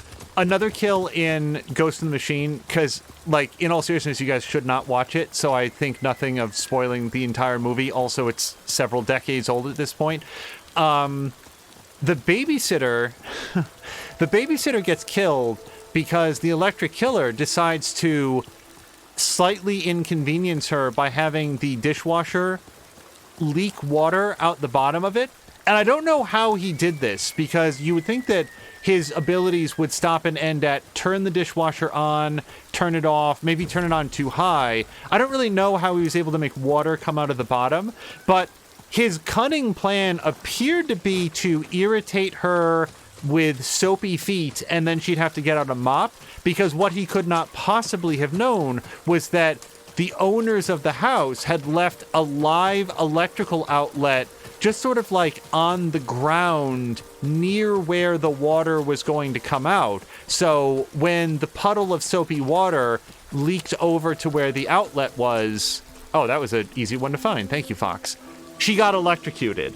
And I mean with like Star Trek The Next Generation style lightning bolts going bzzz, bzzz, bzzz. Yeah, Ghost in the Machine is different from Ghost in the Shell. I actually did that still at the beginning. Mark Wax saying, so not contrived at all, then. Yeah, but that's the thing with every death. Like, there's one where, like, the killer kills the family dog, and it is entirely unclear on how this was accomplished, because the killer, like, ejected a videotape out of a cassette player. Remember VHS tapes, everyone? Well, before they were killing people in the ring, they were gently getting tossed against dogs in Ghost in the Machine. So the dog goes, arf, or rather Frank Welker, who was on Mike that day, went, arf, and then the dog runs outside. And then the dog is shown looking into the swimming pool.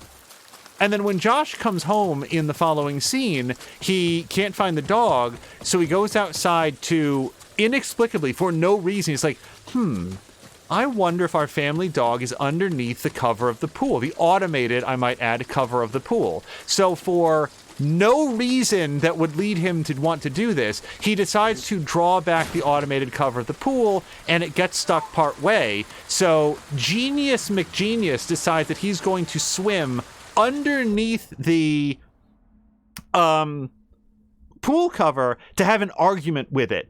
And if you're like, for some reason not sure on why this is a bad idea, it's because there's no oxygen under there. Like, you swim under there, you can't just surface. It's basically akin to swimming into an underwater cave. And granted, one in this case that is nice and open, and you know what the dimensions are and so forth, but it's just a bad idea. And also, I don't know what he was hoping to accomplish under there, because, like, it's a jammed mechanism, Josh. You can't just, like, tug on some ropes or whatever it is that he's trying to do.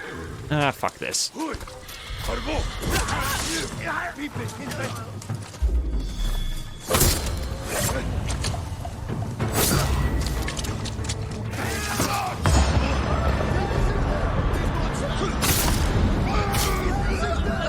And anyway, he does in fact find the dog underneath the pool cover.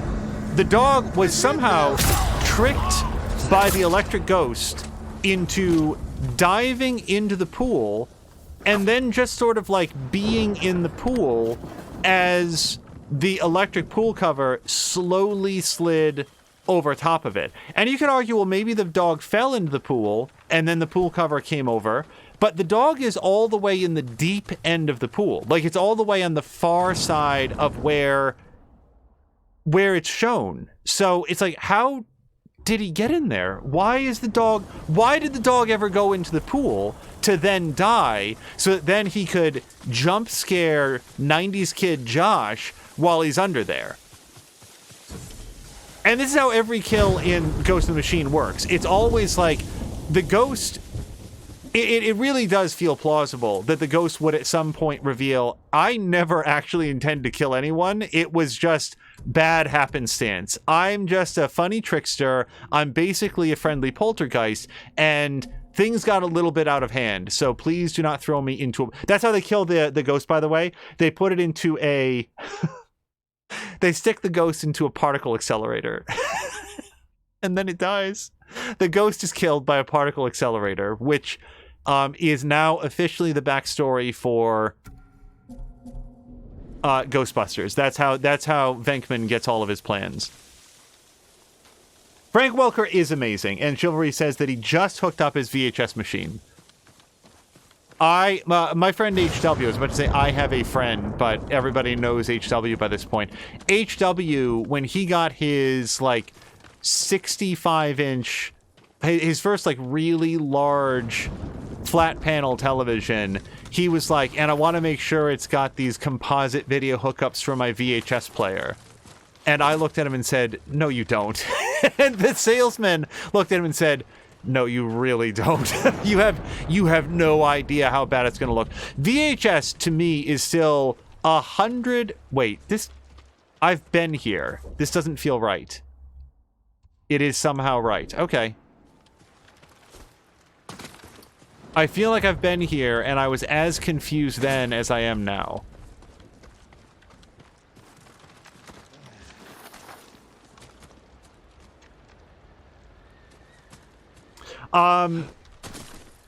Marquack is saying a particle accelerator. I might have to watch this. Well, it is... Again, it is... It is... Oh my god.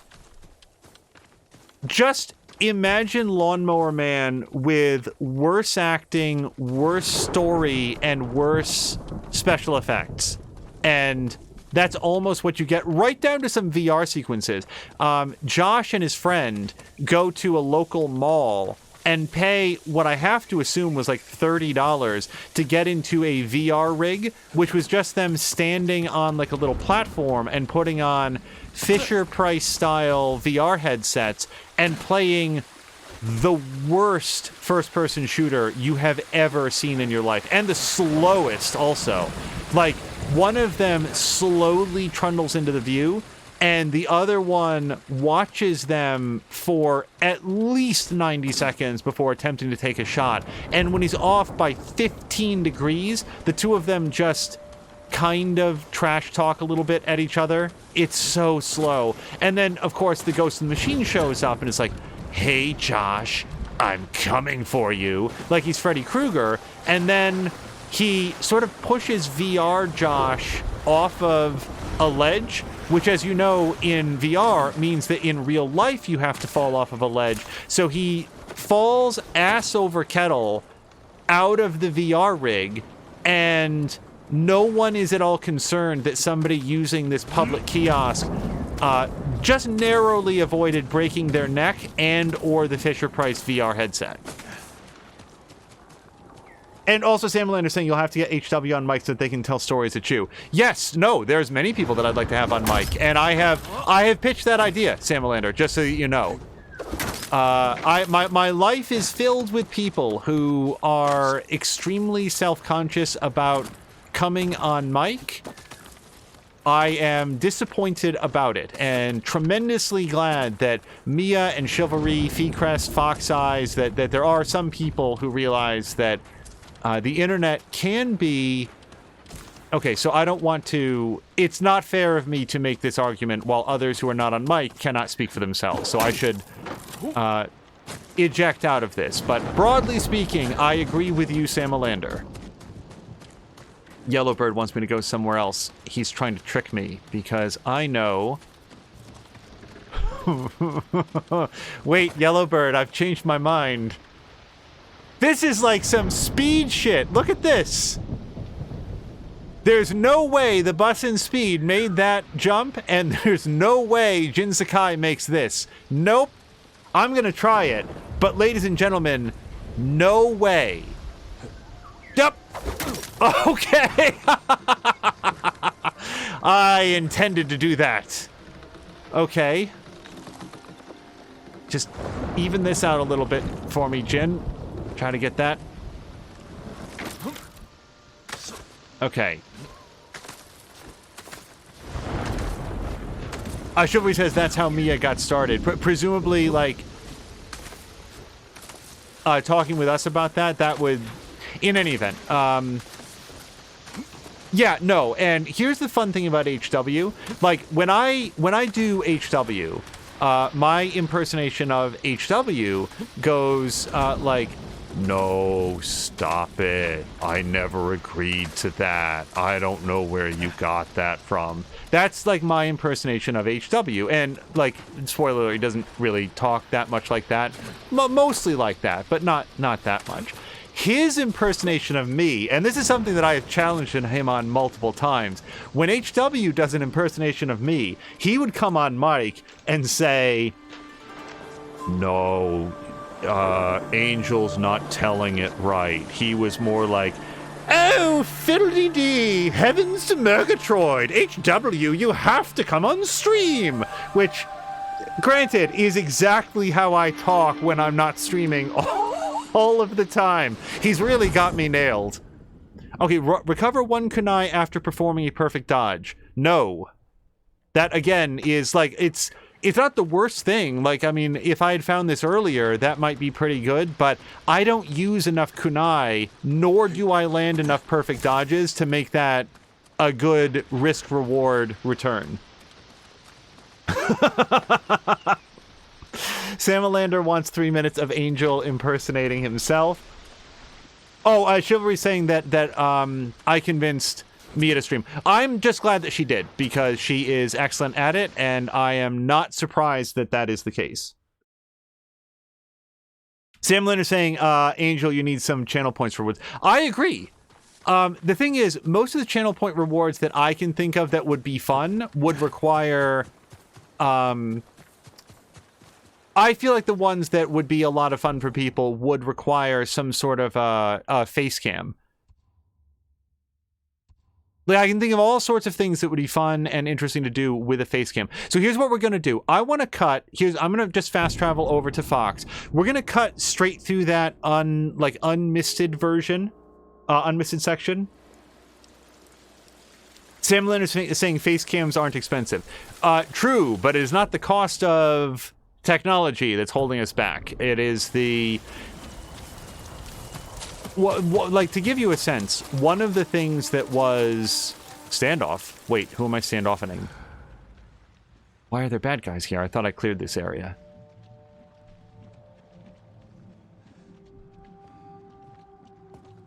The advice that I gave to Mia, since we're on the same topic here, is set up your stream in a fashion where if you need to walk away from it, you can just walk away from it. Maintain your anonymity at all costs. That was the advice that I gave her, because you want to do a good and fun stream. You want to make sure that people who support you through donations or bits or following or just hanging out in chat, that they feel like they're getting, oh, I thought there was a second guy down here. That their contributions and their participation are valuable and respected, and that they are a welcome part of your community. But you need to be prepared for the possibility that some person or peoples might decide that they are just going to come out to ruin your life, because it has happened to people. And if you can maintain the ability to simply pack it up and walk away, then no matter what happens, you've always got that as an out. And so far, she's been streaming a year. I suspect that she will be streaming for many years, and she will never have that issue. But so here's probably a somewhat more constructive and interesting topic than me just recounting a movie from the 90s. And the thing is, as I talk about this, I want to make it clear, I'm not here to start a beef. I don't have a beef with anybody. I'm not trying to, what's the phrase? Gossip about anyone or like, spread lies about anybody. I'm just, like, to me, I am fascinated by the stories of people like Wings of Redemption and Darkside Phil, because in both cases, to varying degrees, these are people who, they're very public. Like, that's the thing about, people like this, people who have been big on the internet.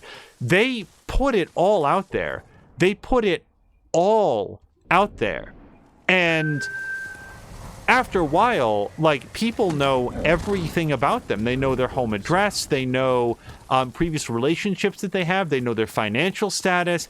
And once you're that deep into it, you can't just turn off the camera, because people, if they're that interested or that vindictive or that wicked, are just going to keep coming at you, because after a while, trying to ruin you is their sport. I think this is... We just have no comment on this at all. Just a random corpse by the river. No big deal. Okay. Sam Lander says that it works for some people. Oh, yeah. And the thing is, I would never tell someone who was fully engaged in, Tashir.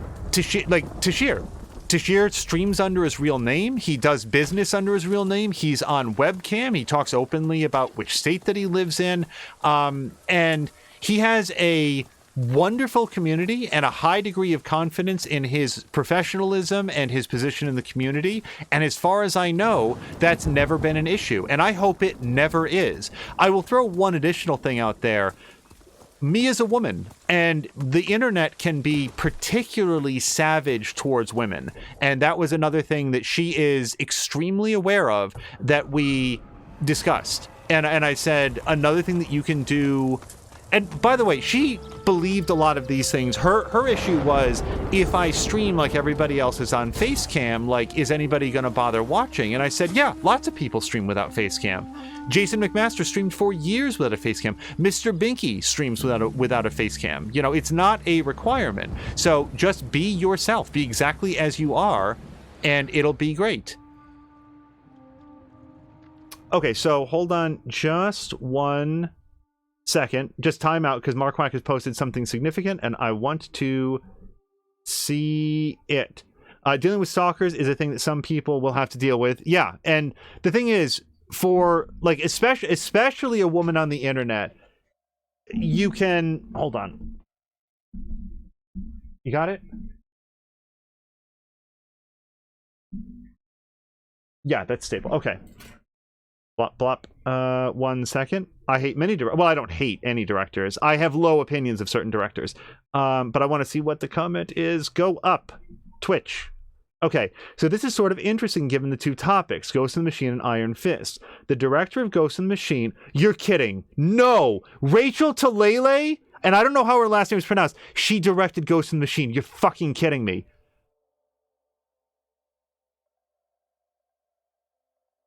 Oh my god. So, when Chivalry said, so Angel hates a director, and I said, well, I don't hate a director, I have a low opinion of a director, I did not realize as we started, I did not realize that Rachel Talalay was the director of Ghost in the Machine. I didn't bother to look because I think that the movie has everything wrong with it. Rachel Talalay is not a director whose work I have appreciated very much. I don't know how else to phrase it. And it is specifically, by the way, something that Mark Wack, that was Mark Wack, I'm sorry. I just want to make sure that I'm crediting the right person. Derp. Yes, Mark Wack.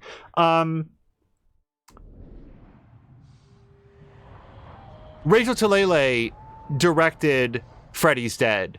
Freddy's Dead is a humiliatingly bad movie. It is embarrassing that movie exists. It is embarrassing for the people that were in it, the people that wrote it, and I think no one more than the person who wrote it. And what's especially just... There's a box set of all 7 primary Nightmare on Elm Street movies. It does not include Freddy vs. Jason. That's fine with me. I don't really consider that to be a Friday the 13th movie. And also, I don't want to fire a explosive arrow at this guy. No! Hold on. Stop. Stop. Stop everything. Longbow. That. Okay.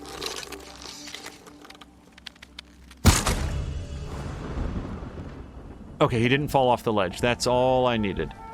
In the box set, there's a whole series of behind-the-scenes interviews with people involved in the making of the Friday the 13th franchise, and one of the people that they interview is Rachel Talalay, and maybe it's Talalay. I've never heard it pronounced, even in this box set, so I do not know, and forgive me if I'm mispronouncing it.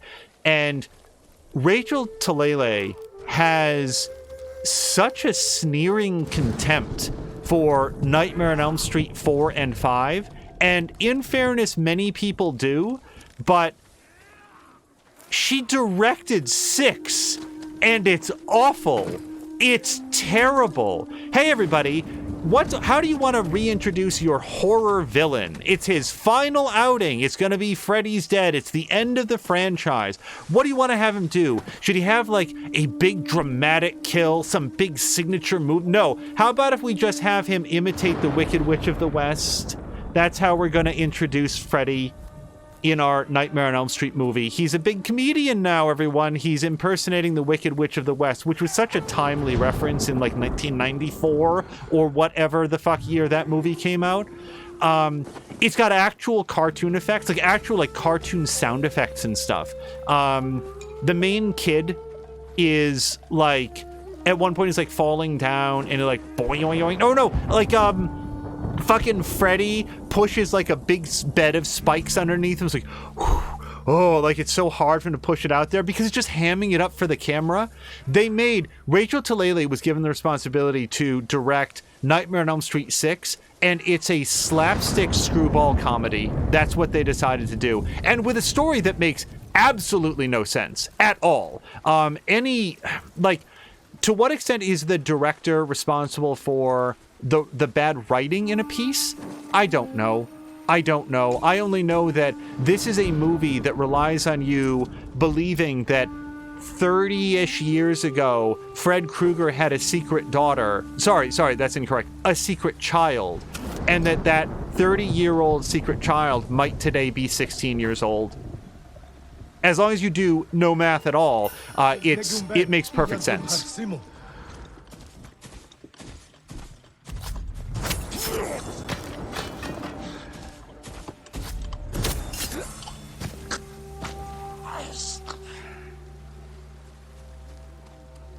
I have not enjoyed, as far as I know, I have not enjoyed anything that I've ever seen Rachel Talalay direct. And in every case, I discovered after the fact that she was the one that directed it. So it's not like I went in and said, oh, this is going to be great. I'm going to laugh at how bad this direction is. Every time it was like, man, this product is broken. It's poorly made and I dislike it. Let me look up who's responsible for this turd, and wouldn't you know it?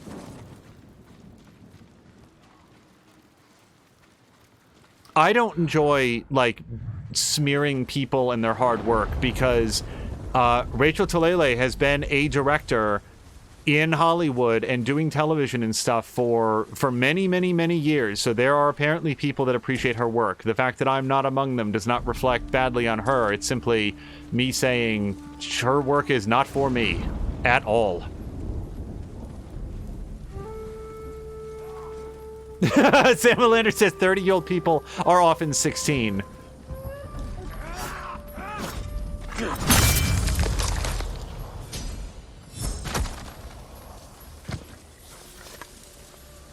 I'm gonna shout it out if I ever don't like that. She's made a lot of films, which means she's going to continue making films. It is to me, it's not just that Nightmare on Elm Street 6 is an absurd and badly made movie in, like, again, there's some good performances in it. Like, it's not one of those movies that is totally reproachful, but, the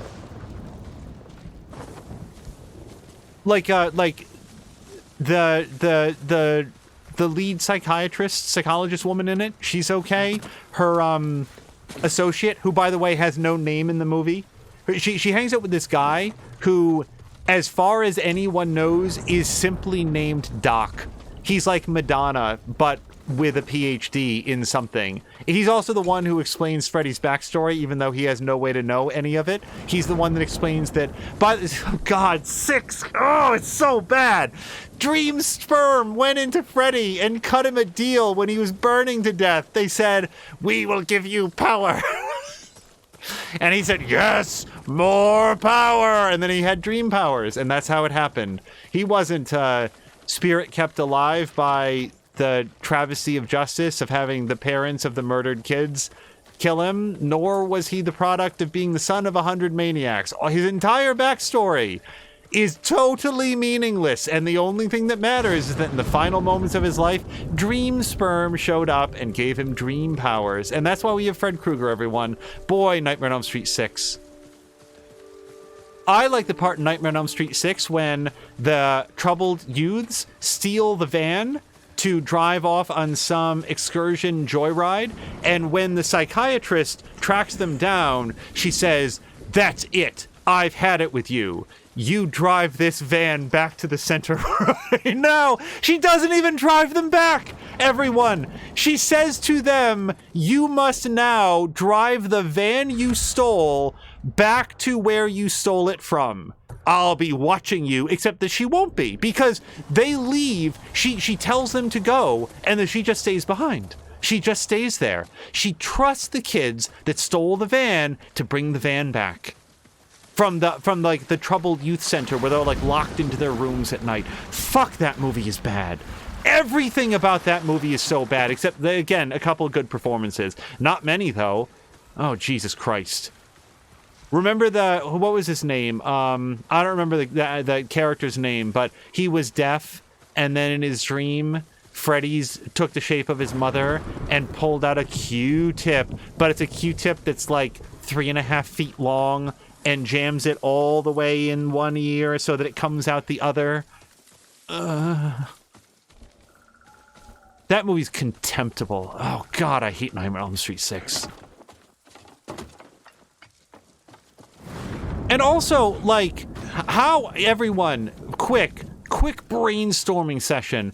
How are we going to kill off Fred Krueger? I mean, he's died so many times. He's been lit on fire. He's been buried. He's been holy watered. He had, like, a dog piss fire on him.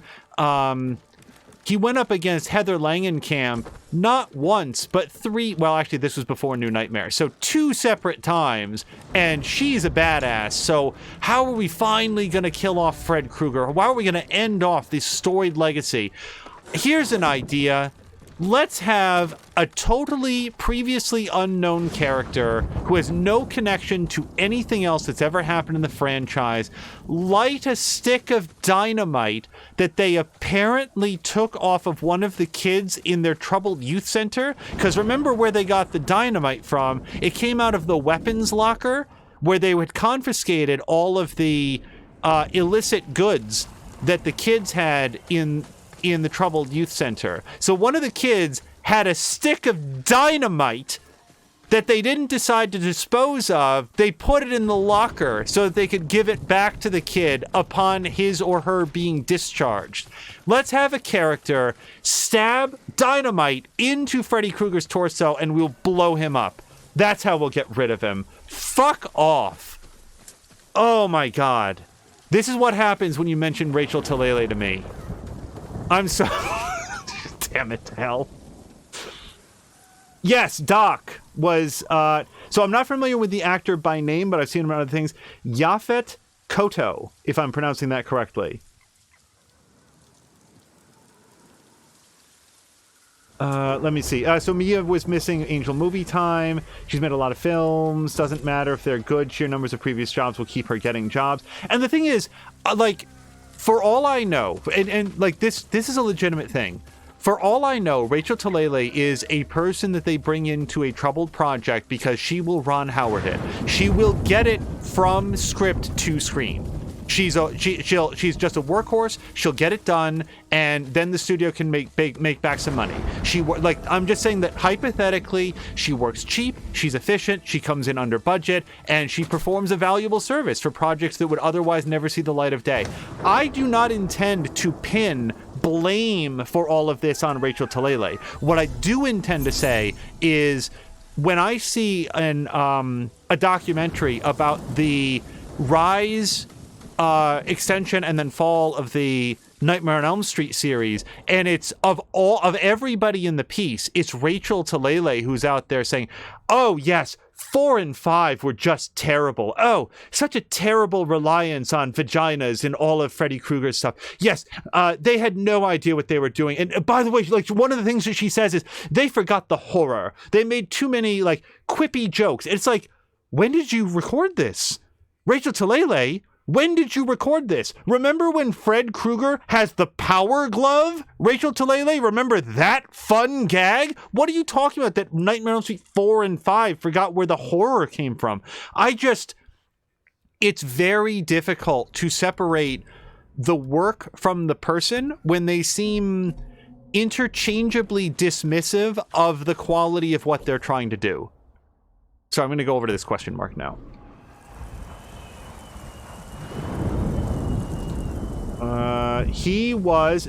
Yafet Koto, I think that's correct, says that Mark Wax says that he was Special Agent Alonzo Mosley in Midnight Run, which I don't know.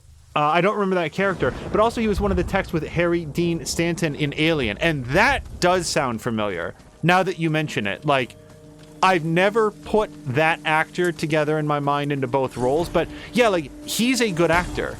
And I gotta say that the woman who played the lead role, like, she did what she needed to do, in terms of being, like, fake Freddy Krueger's daughter. Like, just, oh, we forgot to mention this at any point in our 5-movie franchise, but Fred Krueger had a daughter. We never really talked about it.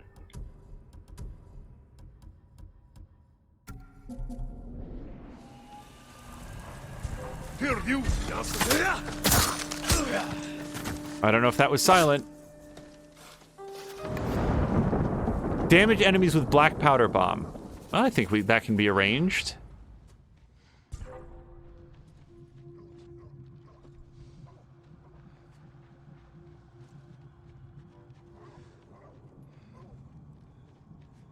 Yeah, I have a very unpopular opinion that Nightmare on Elm Street 4 and 5 are not only good, but actually, like, some of the more memorable movies in the franchise. Because in my experience, when you ask people to remember dream sequences from the Nightmare on Elm Street franchise, they are almost invariably remembering moments from 4 and 5. Like, remember when Patricia Arquette... No, that wasn't her. It was one of the characters. I don't remember which one. I'm going to spoil the shit out of the original Nightmare on Elm Street movies, by the way. So if anybody, like, was waiting to see them, what have you been waiting for? They've been out for a super long time.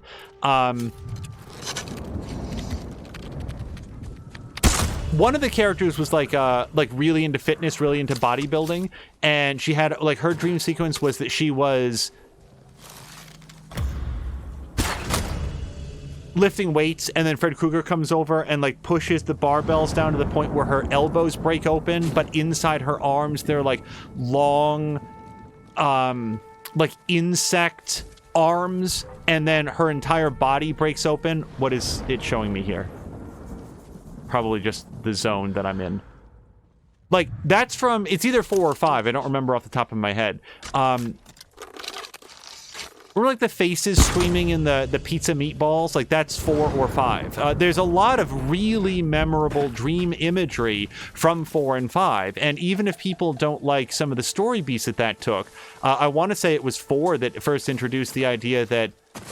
No, maybe it was 3. Introduced the idea that Fred Krueger was the son of 100 maniacs, which, incidentally, is not really how human procreation works, but, you know, whatever, it's a horror movie. Johnny Depp was in the first one. Yes, you remember correctly. That was one of his earliest roles. I don't know if it was... Oh, he's just facing directly this way. I'm gonna have to wait for him to go. Nope. Just want to make sure I have half bow selected for the next time I need to take a quick shot. Also, Johnny Depp. So Johnny Depp makes a brief cameo in Nightmare on Elm Street 6 because like, here's something that just doesn't make sense to me. Johnny Depp makes a cameo in Nightmare on Elm Street 6. Wes Craven wanted him to be a character in Nightmare on Elm Street New Nightmare, but he was too... This is Wes Craven talking here. This is not me, like, making it up. Wes Craven said that he was embarrassed to ask because Johnny Depp was such a big star. I want to say that might have been after the first Pirates of the Caribbean movie, but he was such a big star that Wes Craven was embarrassed to ask. And when this was mentioned to Johnny Depp after the release of the movie, and who knows what's true, but Johnny Depp seems like a fairly easygoing guy. He said he would have loved to do it. And also, Wes Craven, he was in 6. He played a joke character in Nightmare on Elm Street 6. Why would you think he would turn you down? Jesus Christ. If you'd appear in Nightmare on Elm Street 6, you'd appear in a fucking oatmeal commercial. Nightmare on Elm Street 6 makes me mad. It's so bad.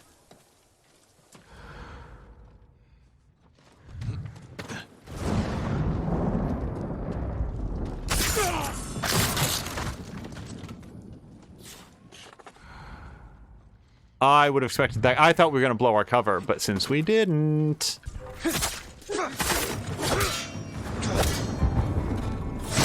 I'm... Sorry, I went aerial up the side of that tree. Don't really know why.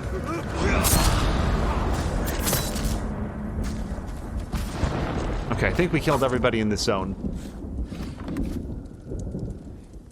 Simlander says, I don't think Johnny Depp will turn down any role that he gets paid enough for. Well, I mean, my sense was that Johnny Depp got along just fine with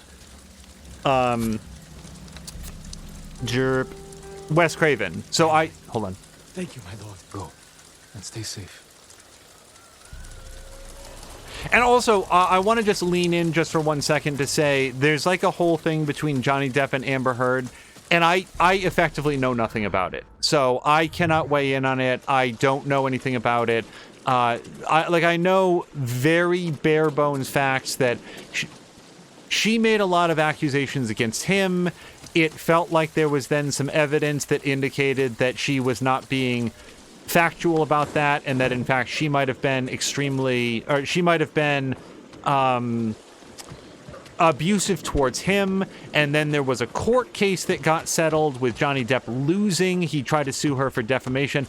I don't know anything about this, okay? I only know about like Nightmare on Elm Street stuff, and that Johnny Depp was in Pirates of the Caribbean, and that Mia doesn't like him in Pirates of the Caribbean, which is fine with me. I have enjoyed exactly one Pirates of the Caribbean movie, and I've only seen 2 of them, so that's not quite as damning as it may sound at first.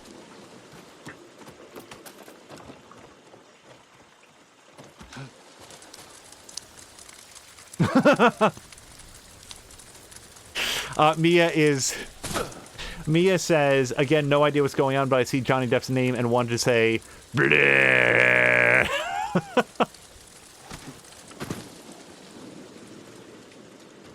Yeah, I greatly prefer to say nice things about people whose work I admire and that I think that they do good work. Like, for example, again, there's all these free premium stations that are on this weekend. I looked to see if The Commuter was available, which is a Liam Neeson movie from 2018 that I saw the commercials for, and we have not actually seen the movie. And I wanted to see that because I like Liam Neeson and I like a lot of the movies that he's in. Someday there will be a Liam Neeson movie where he like goes to a sandwich shop and gets a yummy sandwich, and then he enjoys the sandwich, and that's the movie. But most Liam Neeson movies involve him growling at someone to give him back a family member, and then there's about 2 hours of really super grim, intense action that I generally enjoy a great deal. So, like, I wanted to see a Liam Neeson thing because I like Liam Neeson things. Viggo Mortensen things are very good as well. Remember, well, not all of them, but remember A History of Violence? I think about that movie all the time, even though at the time that I watched it, I didn't think that I was gonna, like... It sort of felt like, oh, okay, that was as advertised. Like, it wasn't very surprising or anything, but boy, I think about A History of Violence a whole bunch.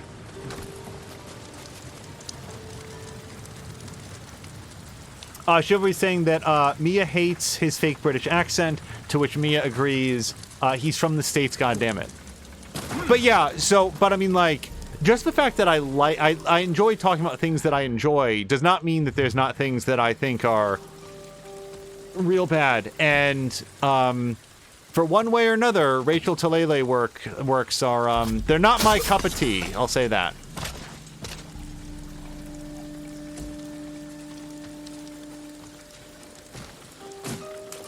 I also think that Linda Blair is a horrific actress, but let's move on. She was good in The Exorcist. That is true.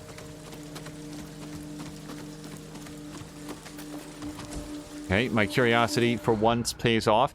And so we've got a pretty good vision here. I should be able to shoot that guy. Nope. That guy is just examining his sword. Okay, so if I wait for the right moment in the... Oh, wait. I need to damage people with a black powder bomb. And to which Sam Lander just reminded me, yes, we want to do that. And preferably again away from the hostage, because even though the black powder bomb doesn't hurt the hostage, I don't like firing the black powder bomb off in the hostage's face. Feels like kind of a shitty thing to do.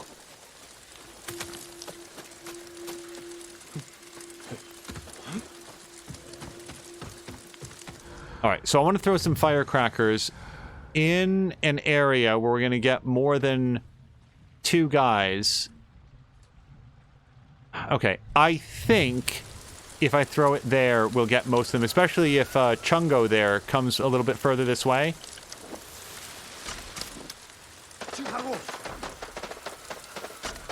Nope.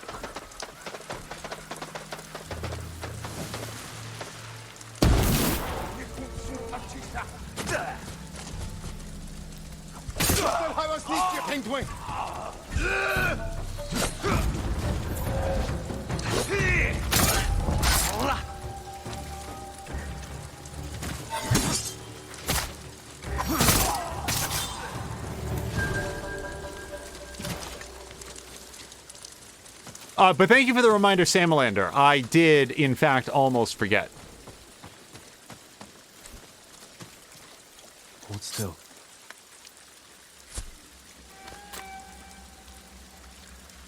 Thank goodness. You're safe now. Another, well,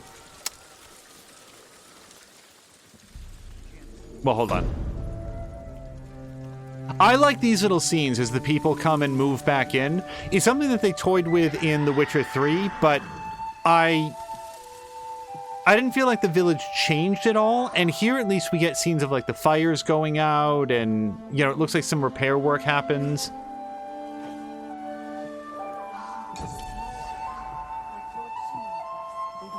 Oh, Marquardt says that Christian Murawski was a fan of A History of Violence. Yeah, that movie is, again, interesting that I saw it and I was like, okay, I feel like the trailer provided an extremely clear idea on what this was going to be, but there's a quality about it that has stuck with me. I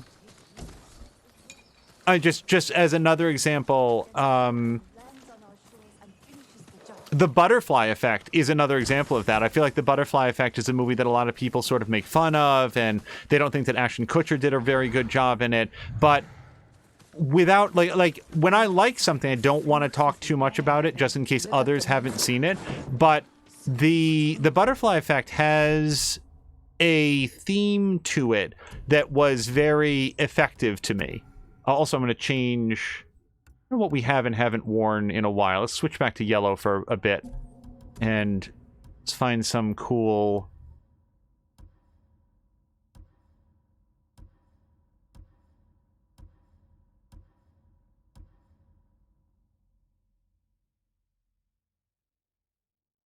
No. Well, I certainly haven't worn this with this outfit in a while, so let's do with this. That throw fire itself. No wonder they were able to destroy entire villages so quickly. Yeah, and the thing is, I'm not going to argue that The Butterfly Effect is a great movie. Like, you know, it's not like high cinema. But for what it is, I thought that it was extremely well done. And that kind of sort of time travel hook on a story is already going to get me like that's a +2 for me. And then when you add in some of the other things in it, I enjoy that movie a bunch.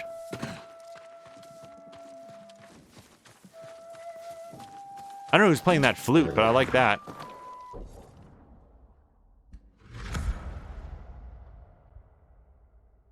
Okay, how do we think I'm doing? Is this done? It is. How do we think I'm doing on... Hold on, Sora.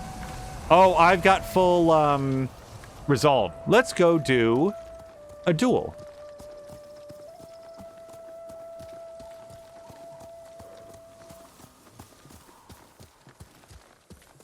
I will also, as long as we're talking at least briefly about Nightmare on Elm Street movies, I have an issue with people who complain that for the Nightmare on Elm Street reboot, they cast someone other than Robert Englund. They did that because their hope was to touch off a new franchise, and that movie, the issues with A Nightmare on Elm Street starring like Rooney Mara, is not with Jackie Earle Haley. And hopefully I'm getting his 3 names in the correct sequence there. He is not the problem with that movie. He was a fine Freddy Krueger. He could have been a great Freddy Krueger. That movie was very much the issues with that movie were entirely with the writing. It was a desire to reinvent the franchise using the absolute bare minimum amount of effort, and then also to miss the point of Nightmare on Elm Street.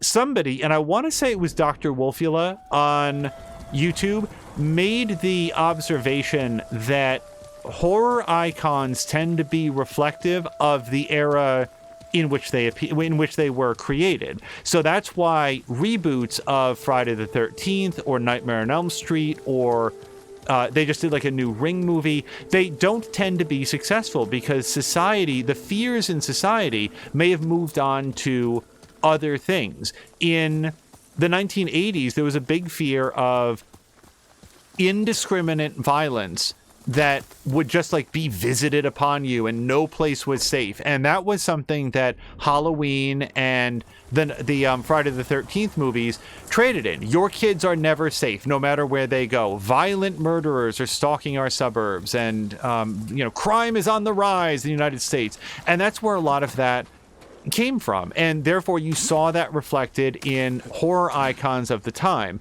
There was also the great satanic panic, that there was some sort of like moral corruption that was happening, and fuck, that's really gonna put me in a good way for my fight coming up. Sam Leonard will be right back. He's collecting pie. So, like, Nightmare on Elm Street, I think, was sort of a touch on that. Like, don't like quote me dates because I might be a little bit off on that. But there's elements of it that struck me as being evocative of the great satanic panic of,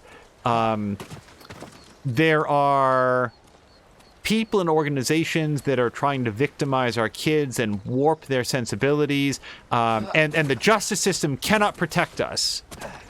And that's sort of the backstory of Fred Krueger, the fact that there was a child murderer who was killing kids, and although he did it, and he did do it, and everybody knew that he did it, he got off on a technicality. That's the backstory that we get for Fred Krueger.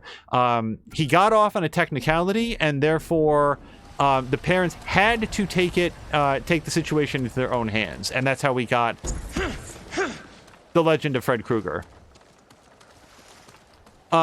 To redo A Nightmare on Elm Street in a modern era, you have to find a way to make that character or that situation reflect modern concerns, which I would posit are like a mistrust of authority figures, the feeling of betrayal by the previous generations, that they are leaving the current generation with mountains of student debt.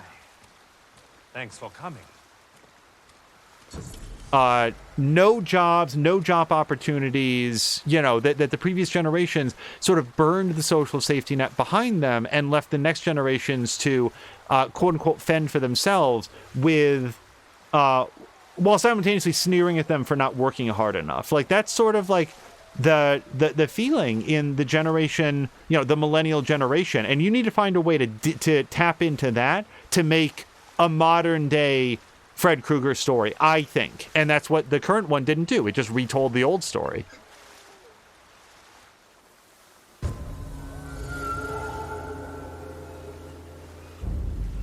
This guy's a lot less chatty than his predecessor.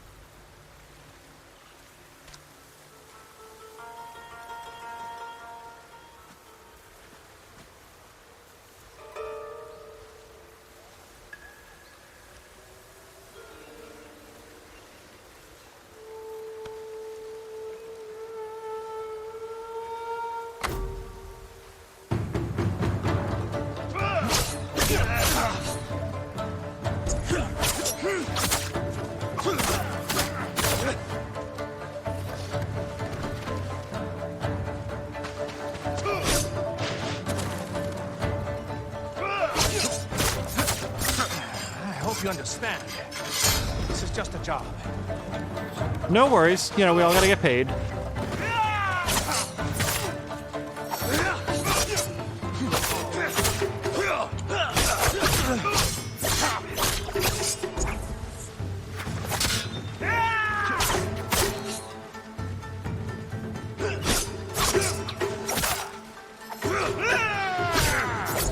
He red glinted for so long and I still took the hit.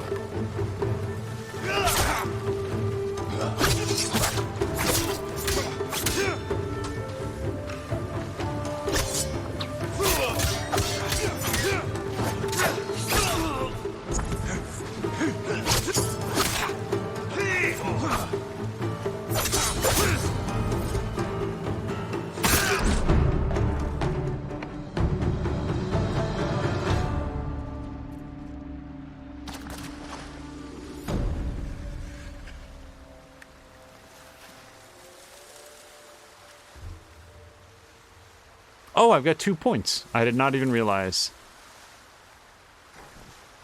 I need to face the man who sent these Ronin after me. That musician in Umugi Cove may have an idea where Kojiro is. Oh, was that it? Was that the last one? I think it was. Hold on a second. The musician told me of a demon. No, a man named Kojiro who wishes to duel me, but first I must duel the 5 straw hats who joined him. I think that was number 5. If that's what it takes, I will accept their challenge. I really want the Kensei armor so that we can upgrade it. Speak with the musician in Umugi Cove. The only trick is that I want to refill... Pardon me. Refill on Resolve. And hello to Eldrafin. I hope that you had a great Friday, and depending on the arc of your day, I hope that you are into the weekend now. There's a nice set that goes with yellow.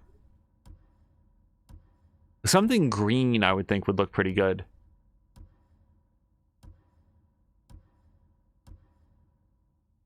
Yeah, let's go with that for now. Oh, wait, hold on. Firefly has something for us. Day has been good. How about yours?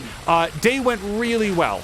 We spent some time earlier talking about an old movie that... I should note that I thought that Ghost in the Machine was a super cool movie back when I saw it. And for Eldra, not Ghost in the Shell. Ghost in the Machine is an old horror movie starring Karen Allen and a guy who I recognize and actually don't know... Oops. Don't know his name offhand. But that movie is real goofy, and it's fun to watch. So, I could go liberate Kashibi Village. That would probably get me back some resolve. Elda's never heard of that movie, nor should you have. It is because I talked about it a bunch before. The real short version is it is about a serial killer that dies in such a way that he becomes a being of electrical energy, and he's able to stalk his prey through electrical wires and random household appliances. I wanted to bring up and then forgot to do so. There's also an awesome part where 90s Kid and his best friend pay their babysitter to unbutton her blouse, and the running rate for that in the world of Ghost in the Machine is $30-ish, $32 gets it done. Wait, where's Firefly pointing? And also, let's fortunately, I've got the outfits I like to use, and Ronin attire is high on the list.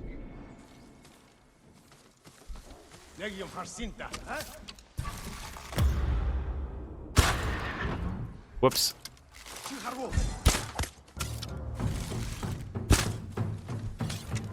I'm really just masterclassing this arrow. So my concern is that he's going to go attack. He's going to sound an alarm and then attack one of the hostages. Yeah, look, they are booking it out.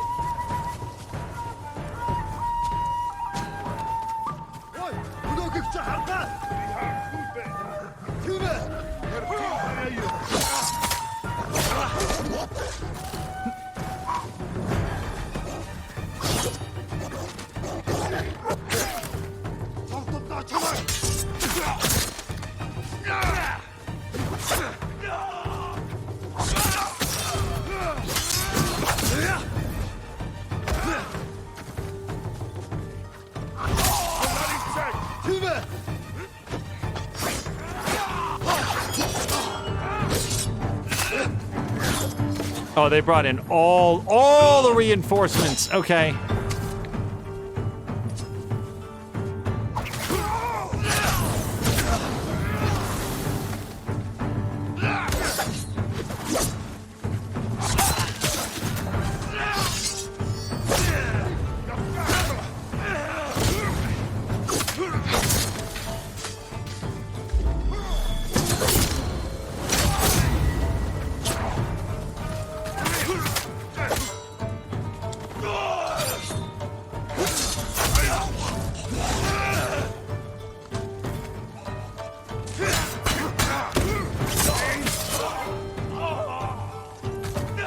How do you like your odds?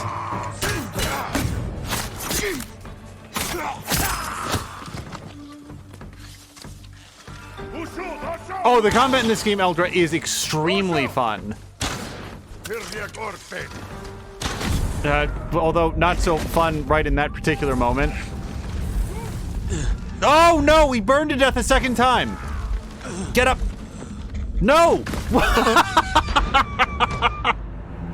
So for anybody keeping score, what happened there was I burned 3 resolve to get up, and then I got killed by the fire. So I thought the fire had gone away enough that I burned 3 resolve to get back up and died a second time. A third time. Yeah, 3 times. Okay, maybe this time I won't be such a doofus coming up.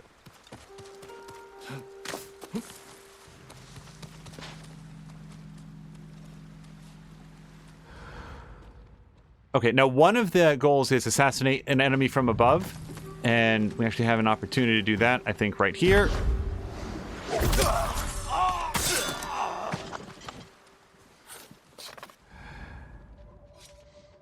Yeah, Eldra, this game overall has a significantly different feel than an Assassin's Creed game does, but a good elevator pitch for it remains feudal Japan era Assassin's Creed with no... oh boy. With no modern day material at all.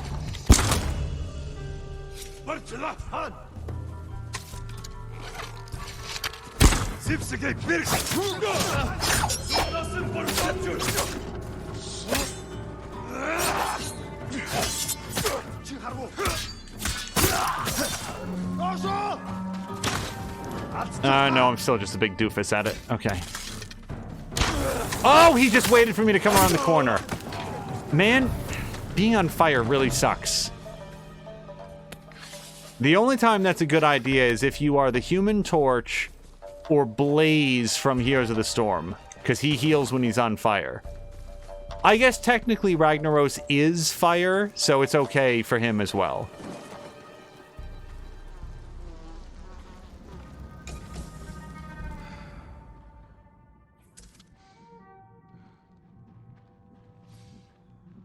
Yeah, Eldra, I would, if you have a PlayStation 4 or intend to get a PlayStation 5, I would submit that this game is absolutely on the list of games that must be played. That is my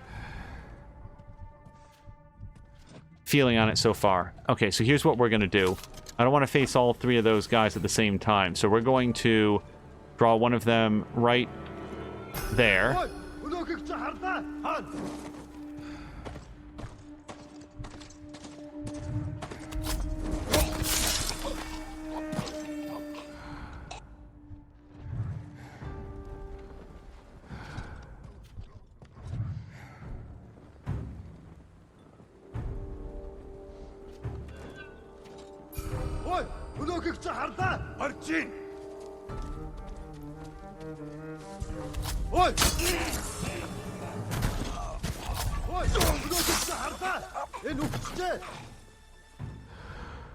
Oh, crap.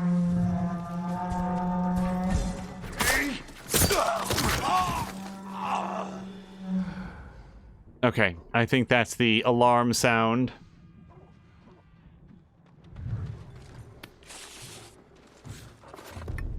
Elder saying both of those are a no, so no PlayStation consoles. I will say that I don't think that this or any single game is ever worth getting a console for. Like, I really enjoy this very much, but let's all hold out hope that they do decide to port it over to PC someday. Sucker Punch has not done that so far, but then again, Guerrilla Games never did that until they did it with Horizon Zero Dawn, which is also extremely good, Eldra. And that one is on PC. I want to revisit that since the adjustments that we made to the system. I wonder if it would stream more cleanly now.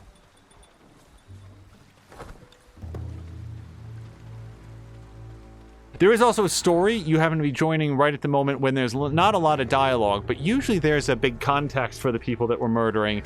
In this case, it's only the broadest context, which is Jin Sakai is, as far as he knows, the last surviving samurai after an invasion of Mongolians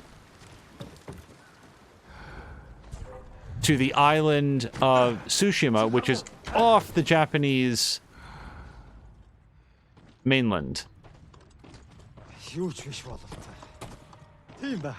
I don't like these odds.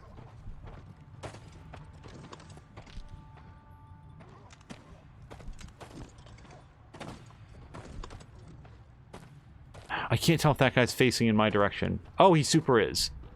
Well, we can take out the fishing guy. I think, oops. Pretty safely.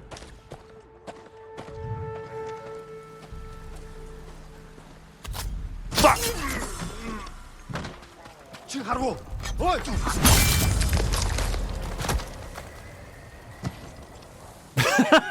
Jin just no facial expression. Whoops. Hold on. Ooh. I was just saying the only time that they've bought a console for a single game was Xbox 360 for Tales of Vesperia. Interesting. So I have crap.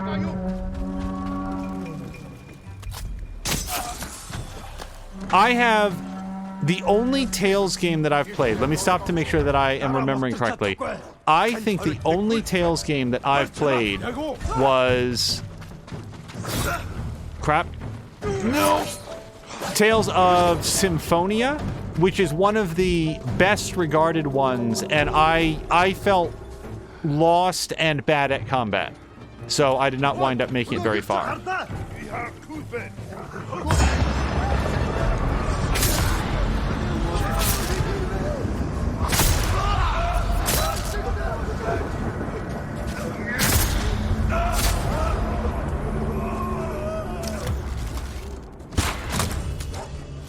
Oh, he's got a helmet. That's not going to work.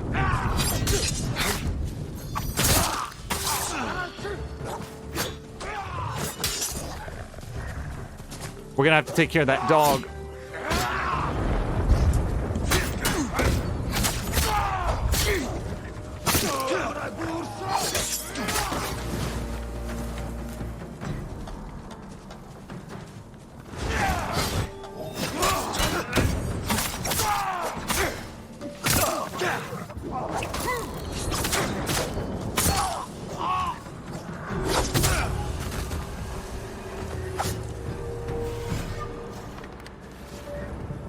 Elder saying that Symphonia is their favorite Tales game. Also, Samlander saying it's a good thing that the fishing net was completely opaque and not full of holes like most fishing nets. I believe, Samlander, it was layers of fishing net, and therefore it was 30% opaque.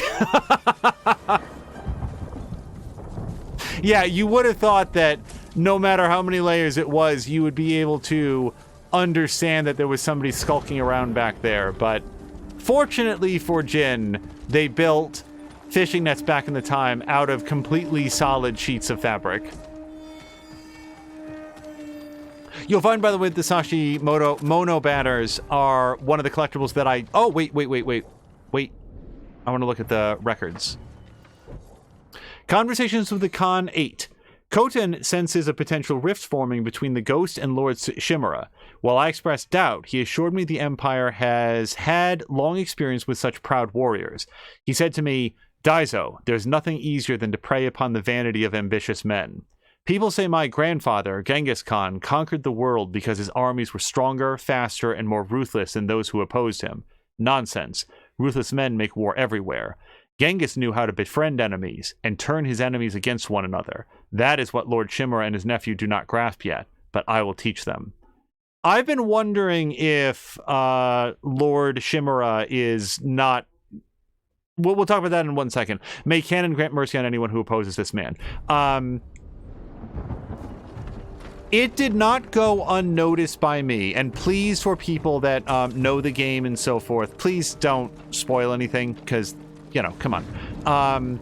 But it did not go unnoticed by me that when Jin went into not the castle, but whatever it was, and found his uncle there, his uncle was basically kneeling down with his hands bound in front of him, as far as I remember, and just like in the center of the room, almost as though he was being presented to Jin to rescue.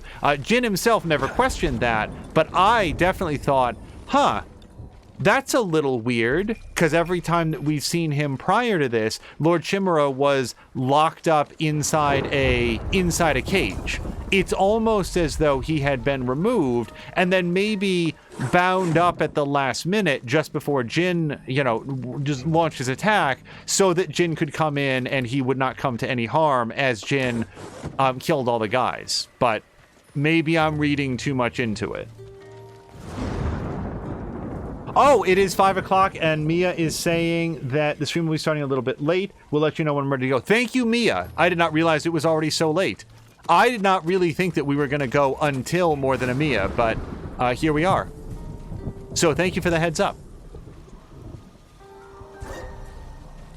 Oh, damn dog. I don't think that dog is dead. Oh, he is dead. Okay.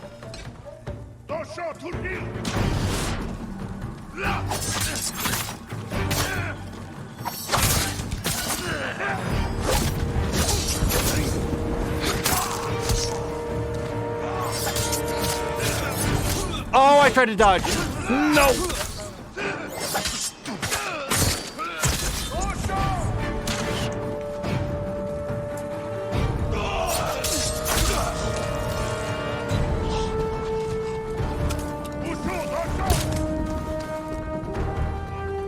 Oh, okay. I honestly took that shot to stun him. I didn't want him to shoot an arrow at me. I couldn't shoot him in the head because he's wearing a helmet. And yes, you can shoot guys in the face, but I did not have any real expectation that that was going to work. Hello to Geek Pantheon, who says, filmed the video for an hour, realized the whole thing was out of focus, just finished refilming, and now he's back to watch some stream. Awesome.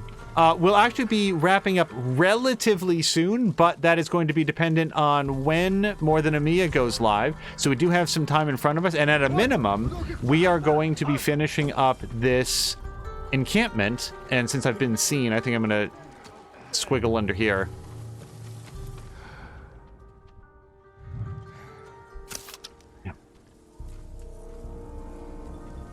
Okay, so we've got 2 helmets and a bunch of fire between us and them, so we're gonna have to longbow it if we want to penetrate that armor.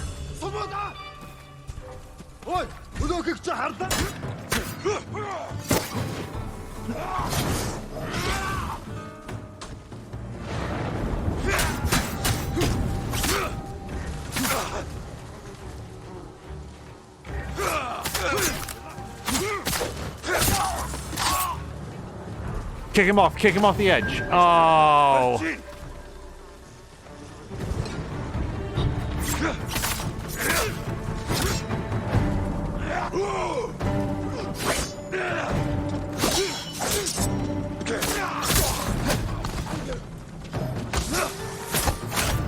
No.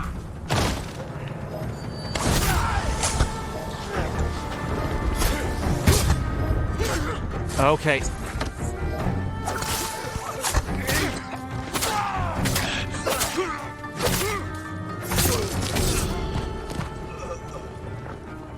Oh, wait, no, Jin! So, for anybody wondering, he was putting away his sword right there, and this dog was not being respectful of his personal space. Okay, longbow, not a great choice.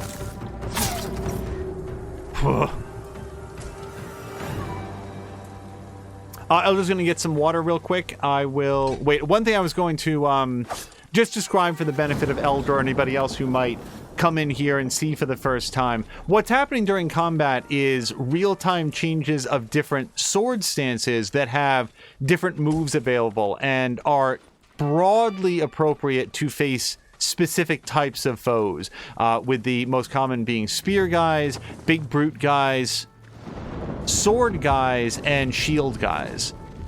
And that tends to change up Jin's moveset, particularly his heavy attack set.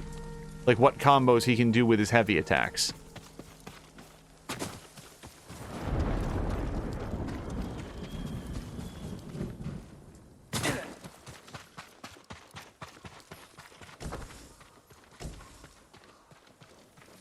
On a note almost entirely unrelated to anything that we've talked about before, I just learned today. So the way that this happened is that after... What was it called? Yeah, after Ghost in the Machine... Oh, that's right, I'm supposed to blow this up. After Ghost in the Machine, Stay Alive was on, which is a much more recent movie about a killer video game. And Frankie Muniz is in that movie. And my producer reacted negatively to him. And he's the kid from Malcolm in the Middle. I don't know him from A Hole in the Wall. But it turns out that Frankie Muniz has had some divisive political views over the years. Nothing quite hateful enough for me to call out as just being... Nothing that I know of, rather. But anyway, to circle around to the topic... it turns out that Frankie Muniz, and I'm going to forget the name of the situation, but he has experienced a couple significant attacks, followed by long hospital stays of some condition that causes him to lose his memories, which I've not heard of before. I did not know that this was a thing that occurs. There were other things in that yurt that I was planning to loot. And Eldra's back. So yeah, Eldra, one of the things that I was going to maybe show off, just because it seems like you might be seeing this for the first time, is during combat, Jin has access to a variety of different tools, like Batman-style tools, where Batman has batarangs, he has like throwing stars and stuff, and you saw a little bit of use of that. Okay, we found some gold. That's pretty cool. Oh, wait, we got a new katana upgrade? Awesome. But another thing that he has is different stances. And the different stances that he has are, you know, they can be used at any time, but they're generally most useful against specific enemy types. And I've sort of been switching between them, but it's been, you know, we're deep enough into the game that I haven't been calling it out as much. We're also going to switch back to our traveler's attire because now that we've cleared this village area, let me just give it a quick run around here. We'll see if Firefly comes out to draw attention to anything.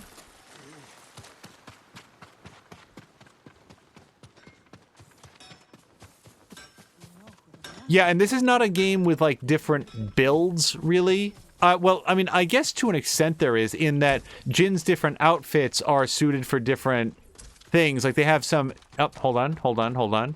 So one of the things that our traveling outfit here has is this Firefly that you may, or I think you can probably see him. He's sort of blinking yellow there. And he points the way towards collectibles.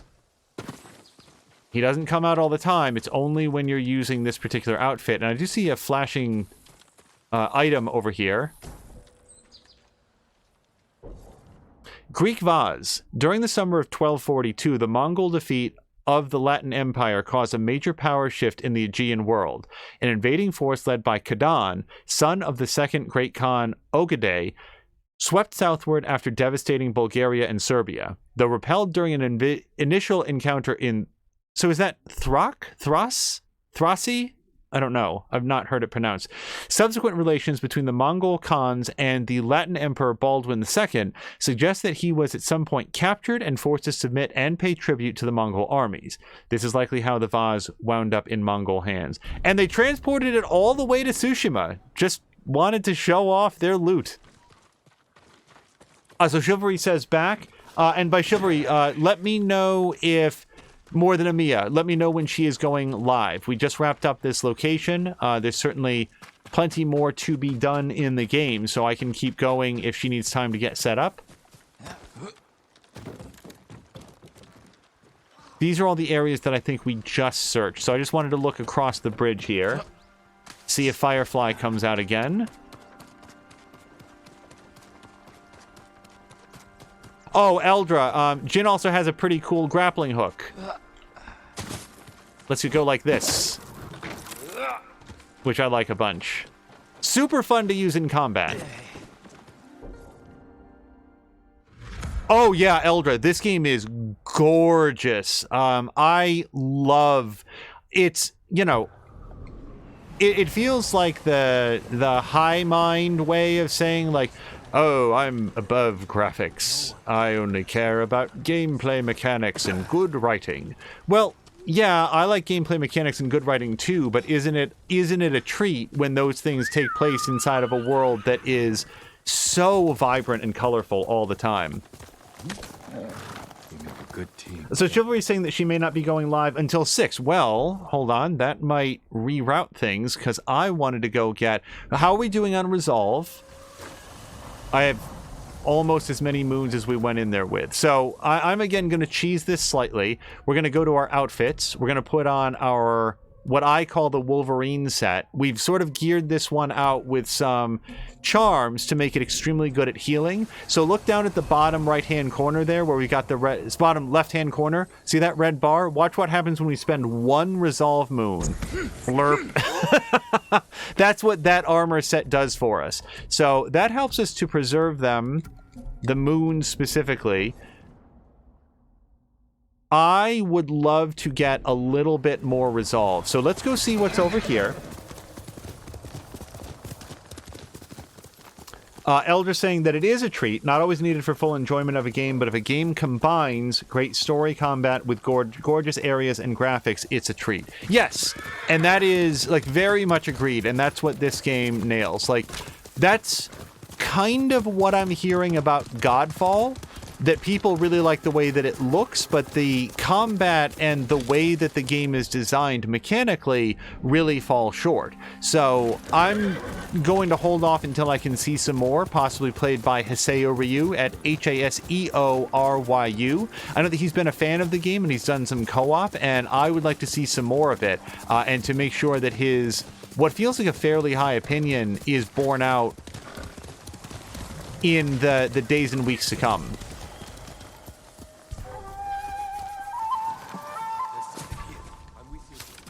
I'll cut you to pieces! We can do this! Oops. Take cover! Fight me! You're finished! I see!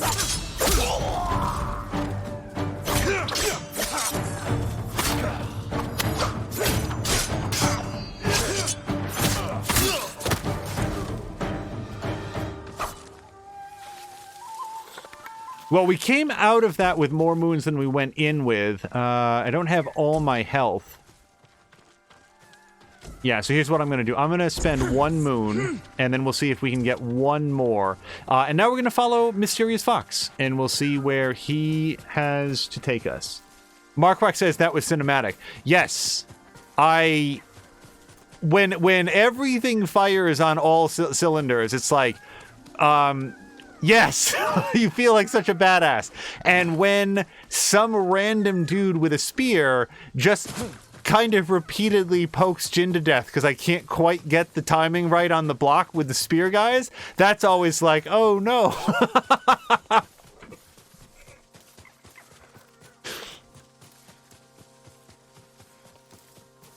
And one of the things I like about open world games like this is that it feels like we're often up to something a little different. Like here we are running after Mysterious Fox to find his shrine, and he's going to help power up our charms. Oh, a firefly just poked its head out as well, so we're going to find what it wants just after we honor the shrine.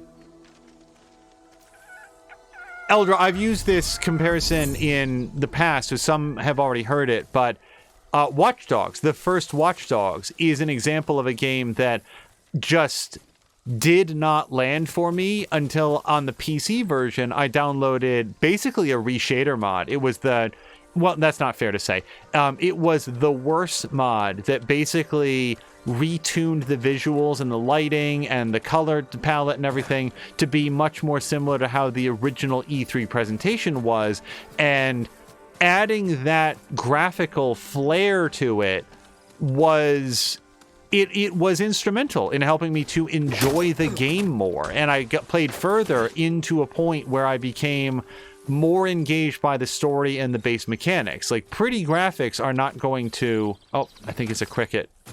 Yes, cricket cage. Pretty graphics are not going to keep you playing a game, but they can make the game that you are already playing a lot more appealing. That's my take on Dwarf Fortress, for example. I love Dwarf Fortress. I love reading stories about Dwarf Fortress. I look at Dwarf Fortress and I say, boy, that seems like a really fun game to play. I hope they add graphics someday. I hope at some point it's not just a bunch of ASCII characters. And by the way, I do know that they are now officially doing graphics. I have a few other things with Dwarf Fortress. I hope that they rework the interface real significantly. I would like maybe a mod or an option to not make every single character have a name with have a name that goes on for 27 or more characters. Like, I have an issue, like, I have sort of a personal block on proper names anyway.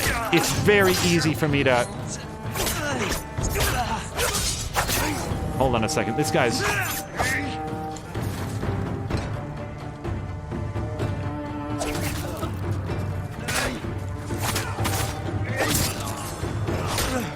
Stop hitting me, please.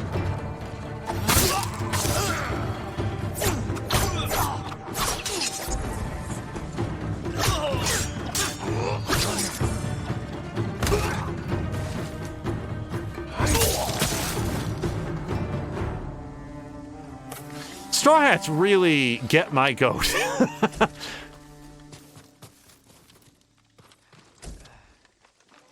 Eldra's saying that graphics can add big to a game. Always depends on the game, though. And then Mia is saying hello. Eldra's saying, for me, one of the prettiest games I've played in the past 2 years is still Octopath Traveler, the old school SNES charm with updated graphics and animations in that style. Octopath Traveler is on my list of games to play. We do actually have it on the Switch, and I have not yet had an opportunity to play it. Instead, I've been working my way off stream through Fire Emblem Three Houses, which I mentioned this probably a little bit ago in an earlier episode of this. I haven't actually played that much probably since the last time that I made mention of it. I accidentally set Fire Emblem to somewhat of a too easy difficulty. So the combat is sort of perfunctory, surrounding the story and the relationship building and so forth. And that's fine. You know, sometimes it's nice to have something that is really not going to tax you at all. But assuming that I do a replay someday, and I would like to.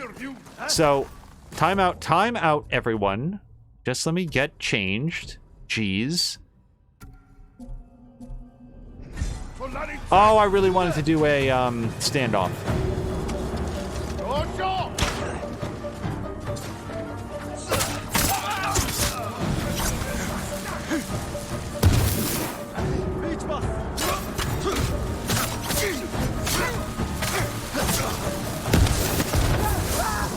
Oh, he lit his friend on fire.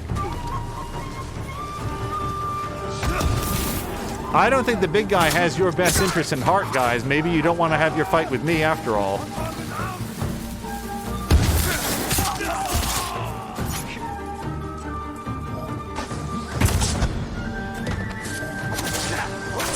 No!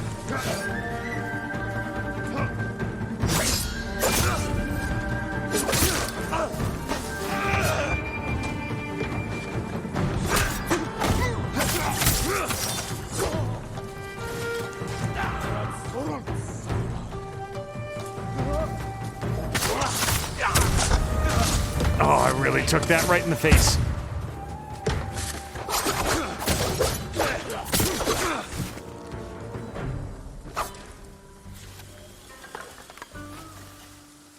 Oh, nice! Eldra also bought Ni no Kuni Wrath of the White Witch on Steam for... I'm sorry, Eldra, is it, should we go with he or she? For themselves yesterday. Animation storyboard, he. And created by Studio Ghibli. I've heard it different ways. So already looking forward to that alone. It is a gorgeous game. And I gotta say that I personally think the in-game graphics work a little bit better than the animation that was done. Your taste may vary, but it is a warm and very charming game. I think that you'll find that the overall tone is one that is not unwelcoming to more mature players, but certainly has a I don't want to say kid friendly. That feels very dismissive of it, but it is the opposite of grimdark. It's a very, very bright and vibrant and colorful game in a different way than this is, and I think that you're going to like it. There is a sequel as well that you might want to keep an eye out on if you enjoy... well, I was about to say if you enjoy that one, but the sequel mixes it up a lot and has like a different combat system and so forth.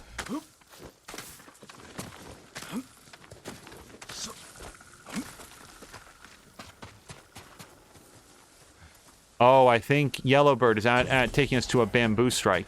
So, also for Eldra, bamboo strikes are one of the ways that we earn more moons for our resolve bar. I call them moons. They're actually just resolve divots. But we do these bamboo strikes where we show off our sword skills by failing multiple times and then eventually succeeding.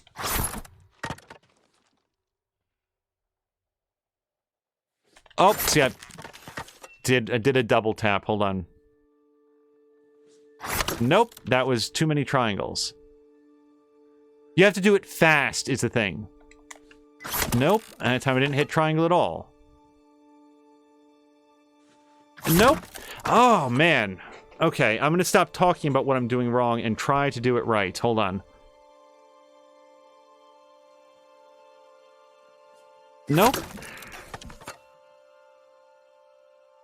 This one's tough. Triangle, square, triangle X, triangle L1X. This shouldn't be hard. Nope.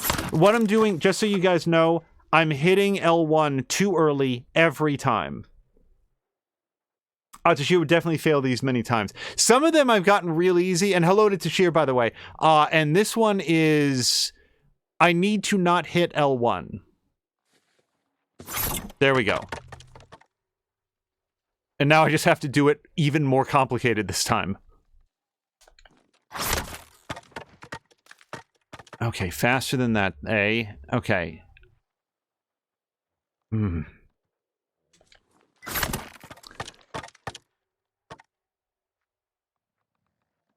L1 X, L1 square.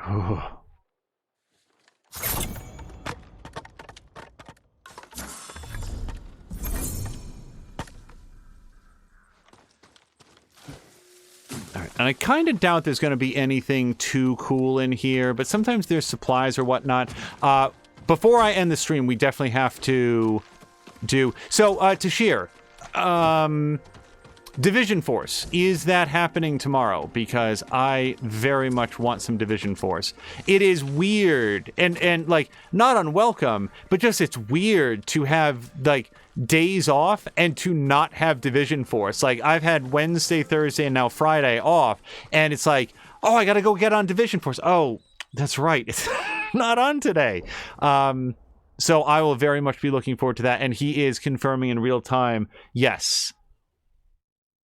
Okay, I want to upgrade my sword, so let's go here. This is the one that's easy to find, yeah? Yes, it is.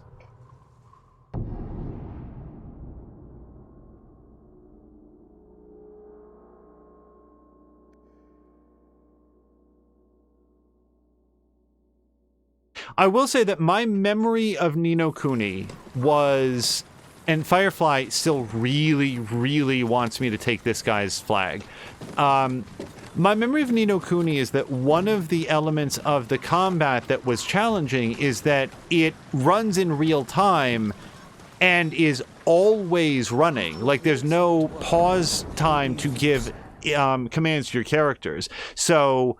you need to learn the menu system pretty well so that you can throw out a heal or a buff or whatever it is to, you know, switch out your little guys. But once you sort of master that, it is pretty cool. So wait. I want to see what our differences are. Oh, what is the difference on this one? I don't see it. Oh, the line up the length of the blade is a little bit fancier. That's what the difference is. Yes, please. Kill enemies faster. Thank you.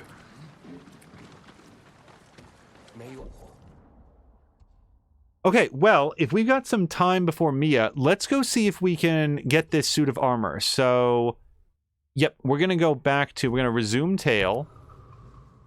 Speak with the musician in Yumugi Cove. I will do that right now.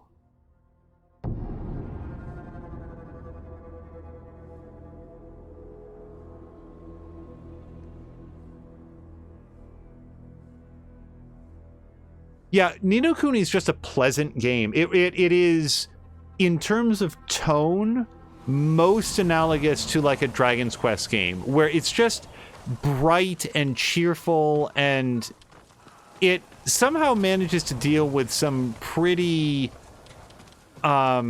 withering subject matter in a way that doesn't feel depressing. I don't know. It's neat. It's a neat game. Lord Sakai, thank the gods. The Straw Hats that Kojiro wanted me to duel are dead. He already knew, my lord. I told you, he is no ordinary man. You saw him again. He came back, told me you earned death by his hand. He'll wait for you in a cave at Omi Monastery. My own clan's territory. He'll regret that insult. You mustn't face him. With that demon-blessed armor, he'll never tire in battle. We'll see about that.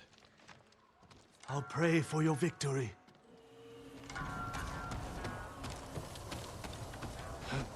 So Eldra's saying that once he's done with the Digimon story hacker's memory, he's jumping right into Ni no Kuni. I don't think I knew that Digimon was a... Oh, interesting. Wow. Okay, this is going to be very convenient then. So yes, we're going to set that goal and fast travel up there. I know that Digimon was like... I think there's a card game of it. I know there was a cartoon show because at one point I used my television as an alarm, and believe me, that went right out the door once there was someone else being woken up by it. But I used to set the alarm on my television, and at this specific time that I would wake up, every single morning, I would wake up to Digimon, digital monsters, Digimons are the champions, and like that was the whole theme song. Just loop that 60 or 70 times before the theme song was over. But aside from the theme song, I actually don't know much about Digimon. Horse! Horse? Her name is Sora. He's an awesome horse.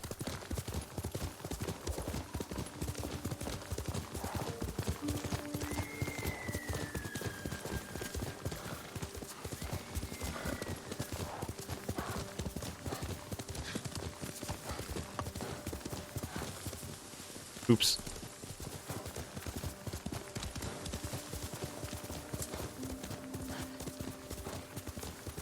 Boy, one mention of any sort of like, you know, like cartoon show that's aimed at kids, and my head goes all over the place. I'm thinking about Power Rangers. I'm thinking about, like, so in fairness, I have not seen the current DuckTales, like the modern one.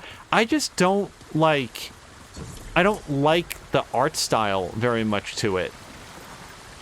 It's not a, like, I haven't seen it. It's not a knock against the writing or anything else, but I just look at it and I'm like, boy, I really like the look of the original DuckTales, the more traditional hand-drawn art style. And there was so much care that I felt like was put into it, especially those early episodes.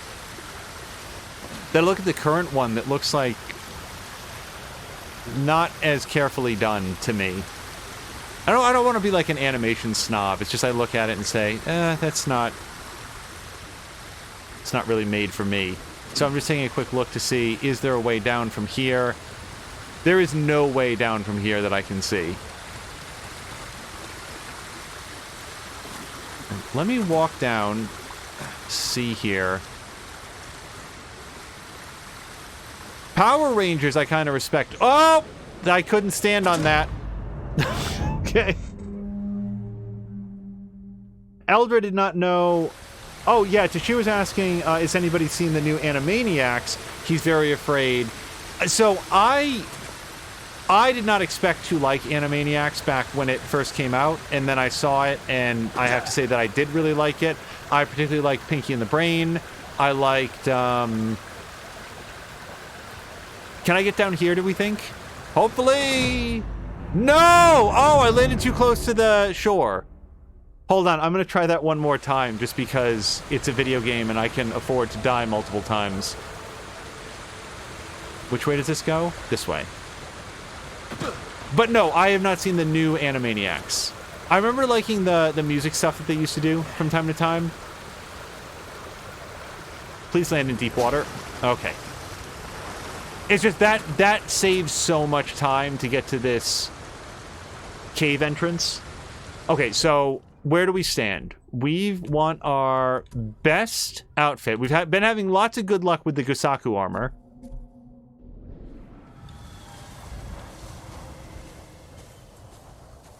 I've seen a couple articles that have come out about the new Animaniacs, but I haven't read any of them. So I have no thoughts on it just now.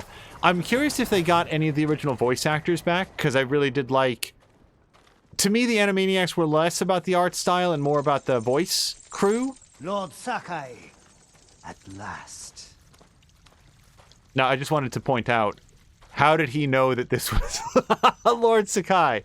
Maybe he heard about me.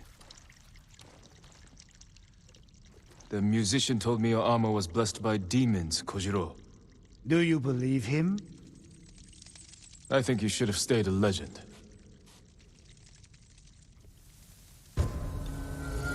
That also seems less like armor and more like Jedi robes. Like a kicky scarf to it.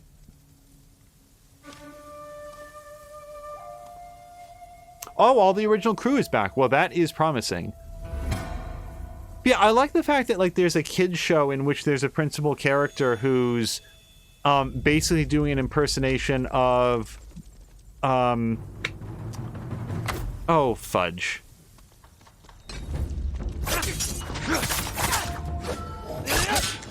Who directed Citizen Kane? God damn it. Not George Orwell.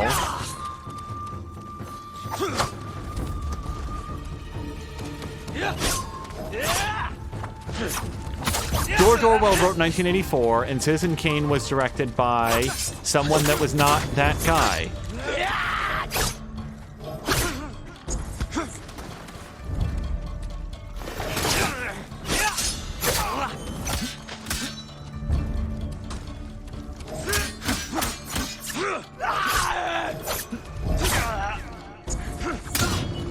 I've killed 1,000 men. Every death was suicide. Sorry, what? Musician was right. You are a demon.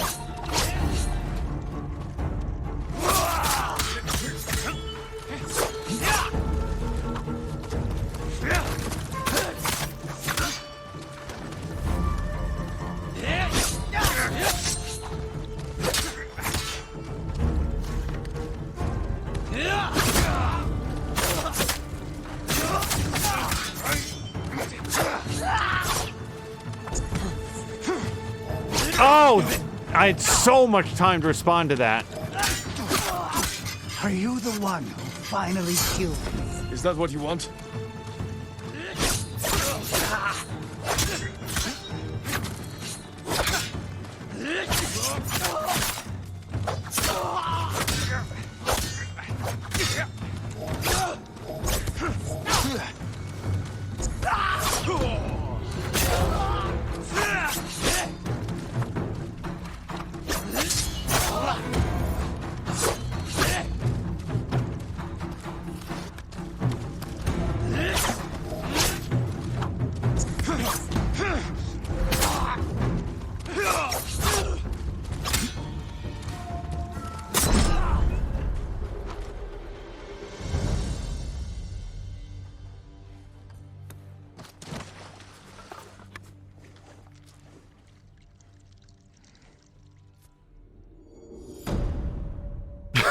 It just changes into his bloody clothes right there in the damp cave. He doesn't even go outside. Sorry. Wearing his own blood on the outfit. Okay. Belonged to a straw hat infamous for his cunning and deception. Well, I would like to also be known for those things. So let's press options to view. Moderate increase to resolve gains. Ghost weapons deal 15% more damage. Striking an enemy with a ghost weapon causes that enemy to deal 25% less damage and receive 25% more damage. So this is less stealthy, but more assassinate-y, which is interesting. And we are going to go load all of the upgrades up for it. Let's just do charms right now. So this one's very ghost weapon-y, it looks like. Chivalry also says fighting in the dark sucks. Yeah, on our screen here it was nice. It was visible, but yeah, a slight difference in brightness could make all the difference. No, we're never going to use that. It's okay. Staggered enemies have a 30% chance to be knocked down. No. Killing enemies restores a moderate amount of health. Well, that does go with our assassin vibe. Although I want to see if we've got... Let's put that in for now, but let's see if there's anything else that is good for...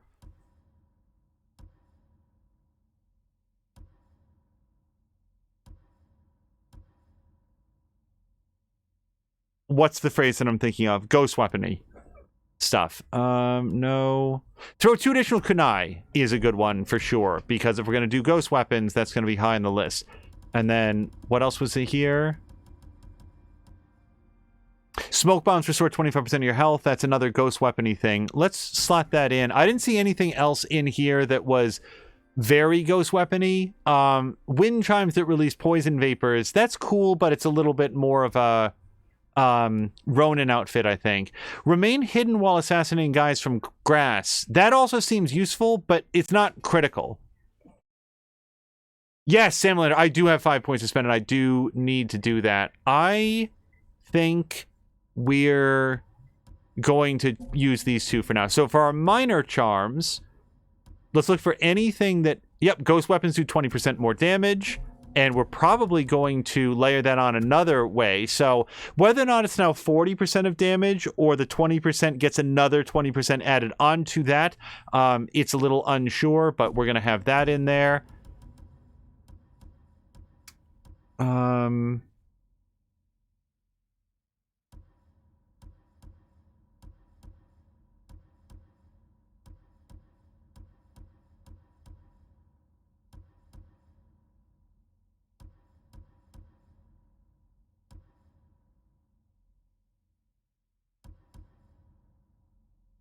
Charm of Rejuvenation might work well with this build. Let me see if there's anything else in here. Oh, status effects, yeah. Because if we light someone on fire or stagger them or whatever else, yeah, that's a lock. So let me just revisit Charm of Rejuvenation. 20% chance to survive lethal damage and gain resolve. That'd be pretty cool. Anything else, though? No.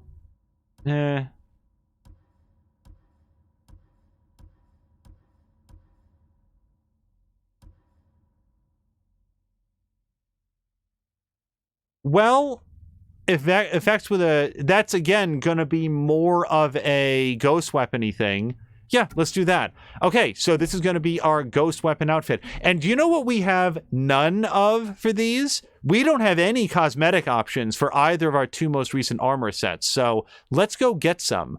I am going to go into techniques, though, and spend some of those 5 points.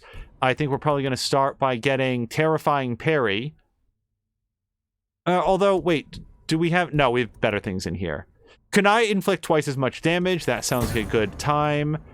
Adds shrapnel to the black powder bomb.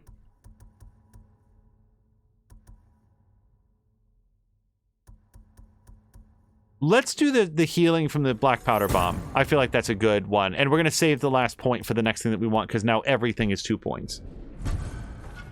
Ooh, new headband. Well, I'm inclined to put it on with the thing that we just got. Yeah, looks okay. All right, now Yellowbird has flown into the cave to get Jin's attention. I don't know where he went, though.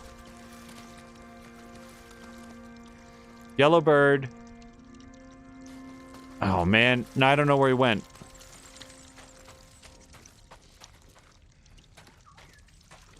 Well, I'll tell you what. Yellowbird will usually bring us to an event. And he's not critical to follow. Wait, there he is. Okay, where are you trying to take me, friend? He's up very high, so I kind of feel like wherever he's trying to go is not inside this cave. Let's leave the cave, and we'll go outside and see if we can find where he's trying to take us. Hello to Azaric, and happy Friday right back at you. I hope that you had a wonderful week and are gearing up for a nice weekend.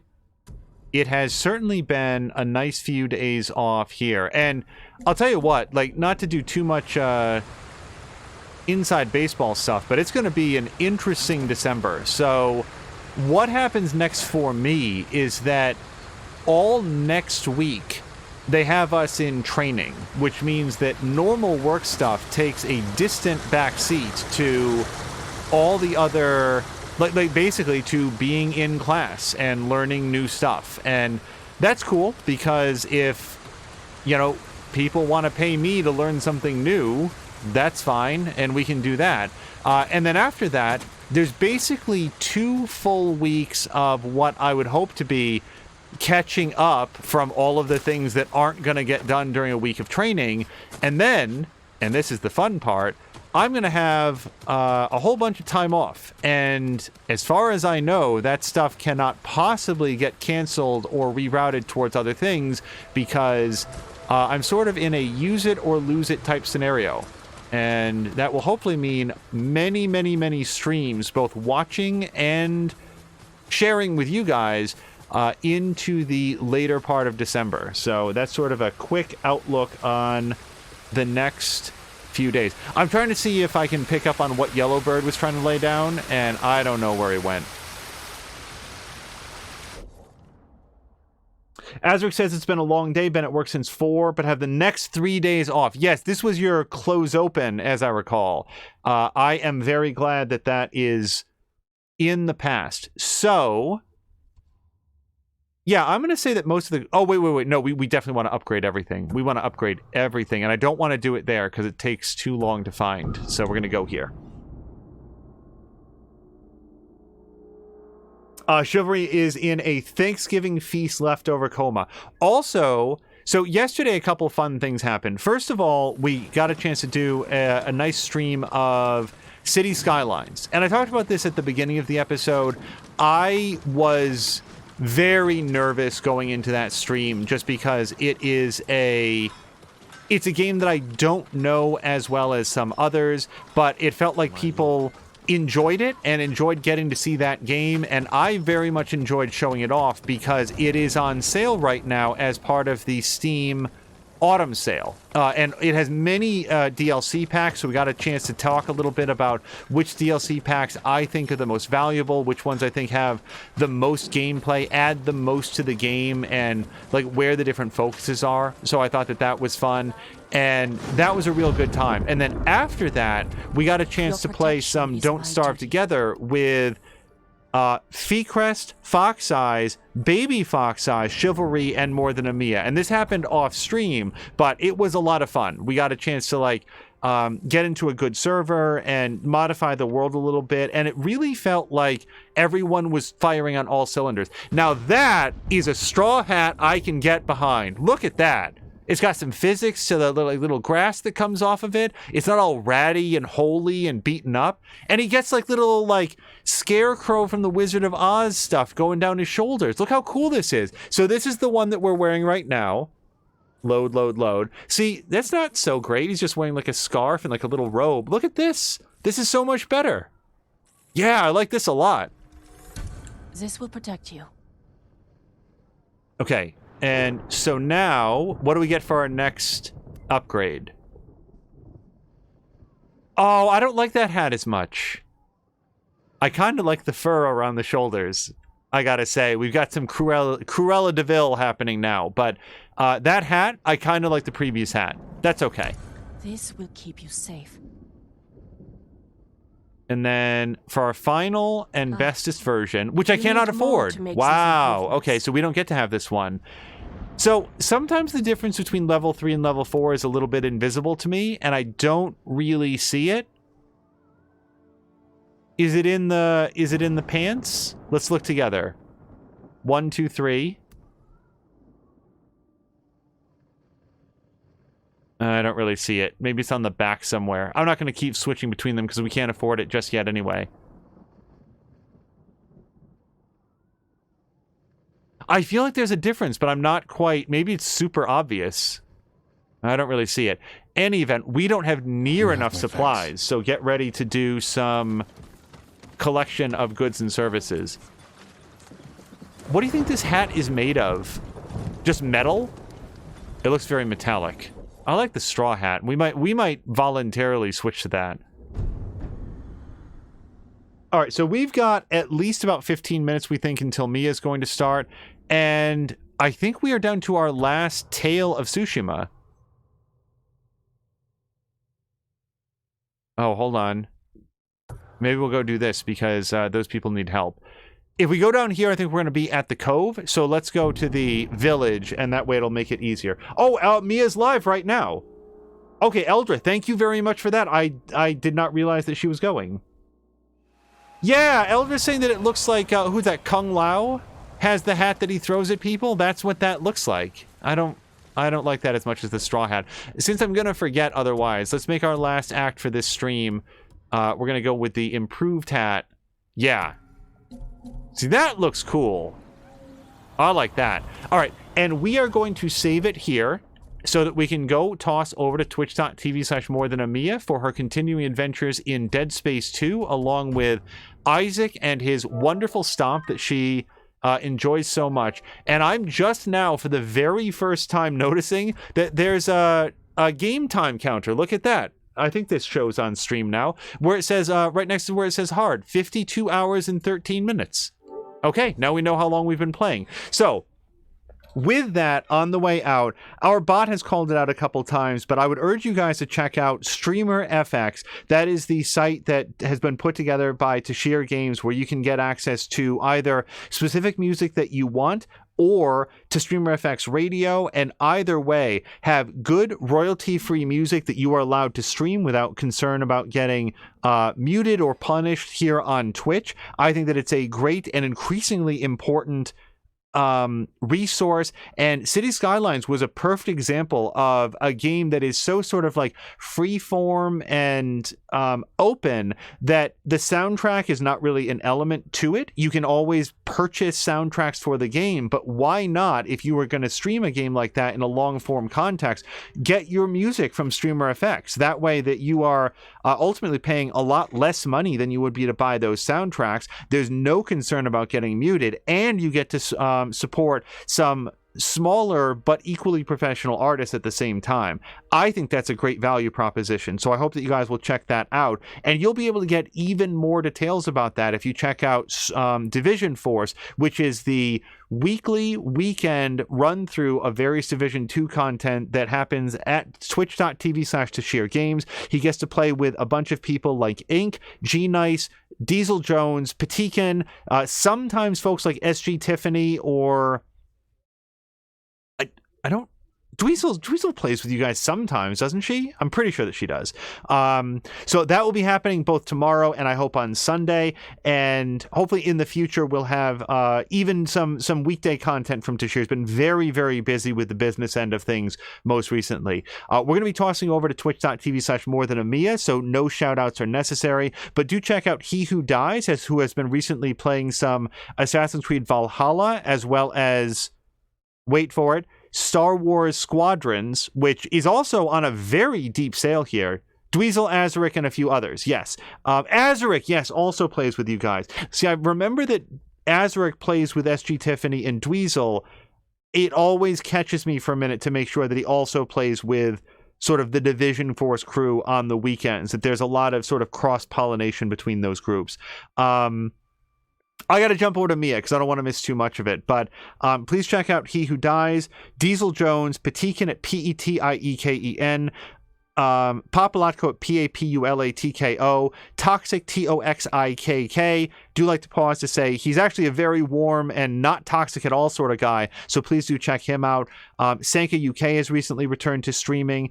We very much enjoy the company of Drienne Levode, who is doing a long form playthrough of the entire Walking Dead series from Telltale, and has all sorts of fun stories about development, stories, and rare Easter eggs, rare deaths, uncommon choices, and so forth. So that is a lot of fun to watch if you have already played those games or have determined that you're not going to and would like to get a little bit of backstory on it. And then last but certainly not least, because I need to start calling this out, Sunny Panda has announced on Twitter that he is going to be returning to the world of Twitch on December 1st, and that is very, very exciting. Now, there's a lot going on in our lives with the pandemic and family and holidays and any number of other things. So, who knows if plans could change, but fingers crossed, we are going to see Div back on Twitch here on December 1st. And I hope that everyone who hears this will be there to welcome him back, because he's been away for a while and his presence has been sorely missed. Yep, we're getting a dab from Panda Dab from Tashir Games. Super looking forward to that. So that will be a big event coming up in just a few days from when this recording is happening. Okay, let's go toss over to twitch.tv/morethanamia. And between you and me, she's really close to the end. If I thought she was here right now, I wouldn't spoil that, but she's real deep in, and this could be her final episode. So fingers crossed, because I think, as we all remember, Dead Space games always go out with a big bang. So I'm looking forward to seeing how she feels about the ending. Anyway, we will call it there. Thank you guys so much, and we'll meet you over with Mia. Until next time, I hope you have a great night.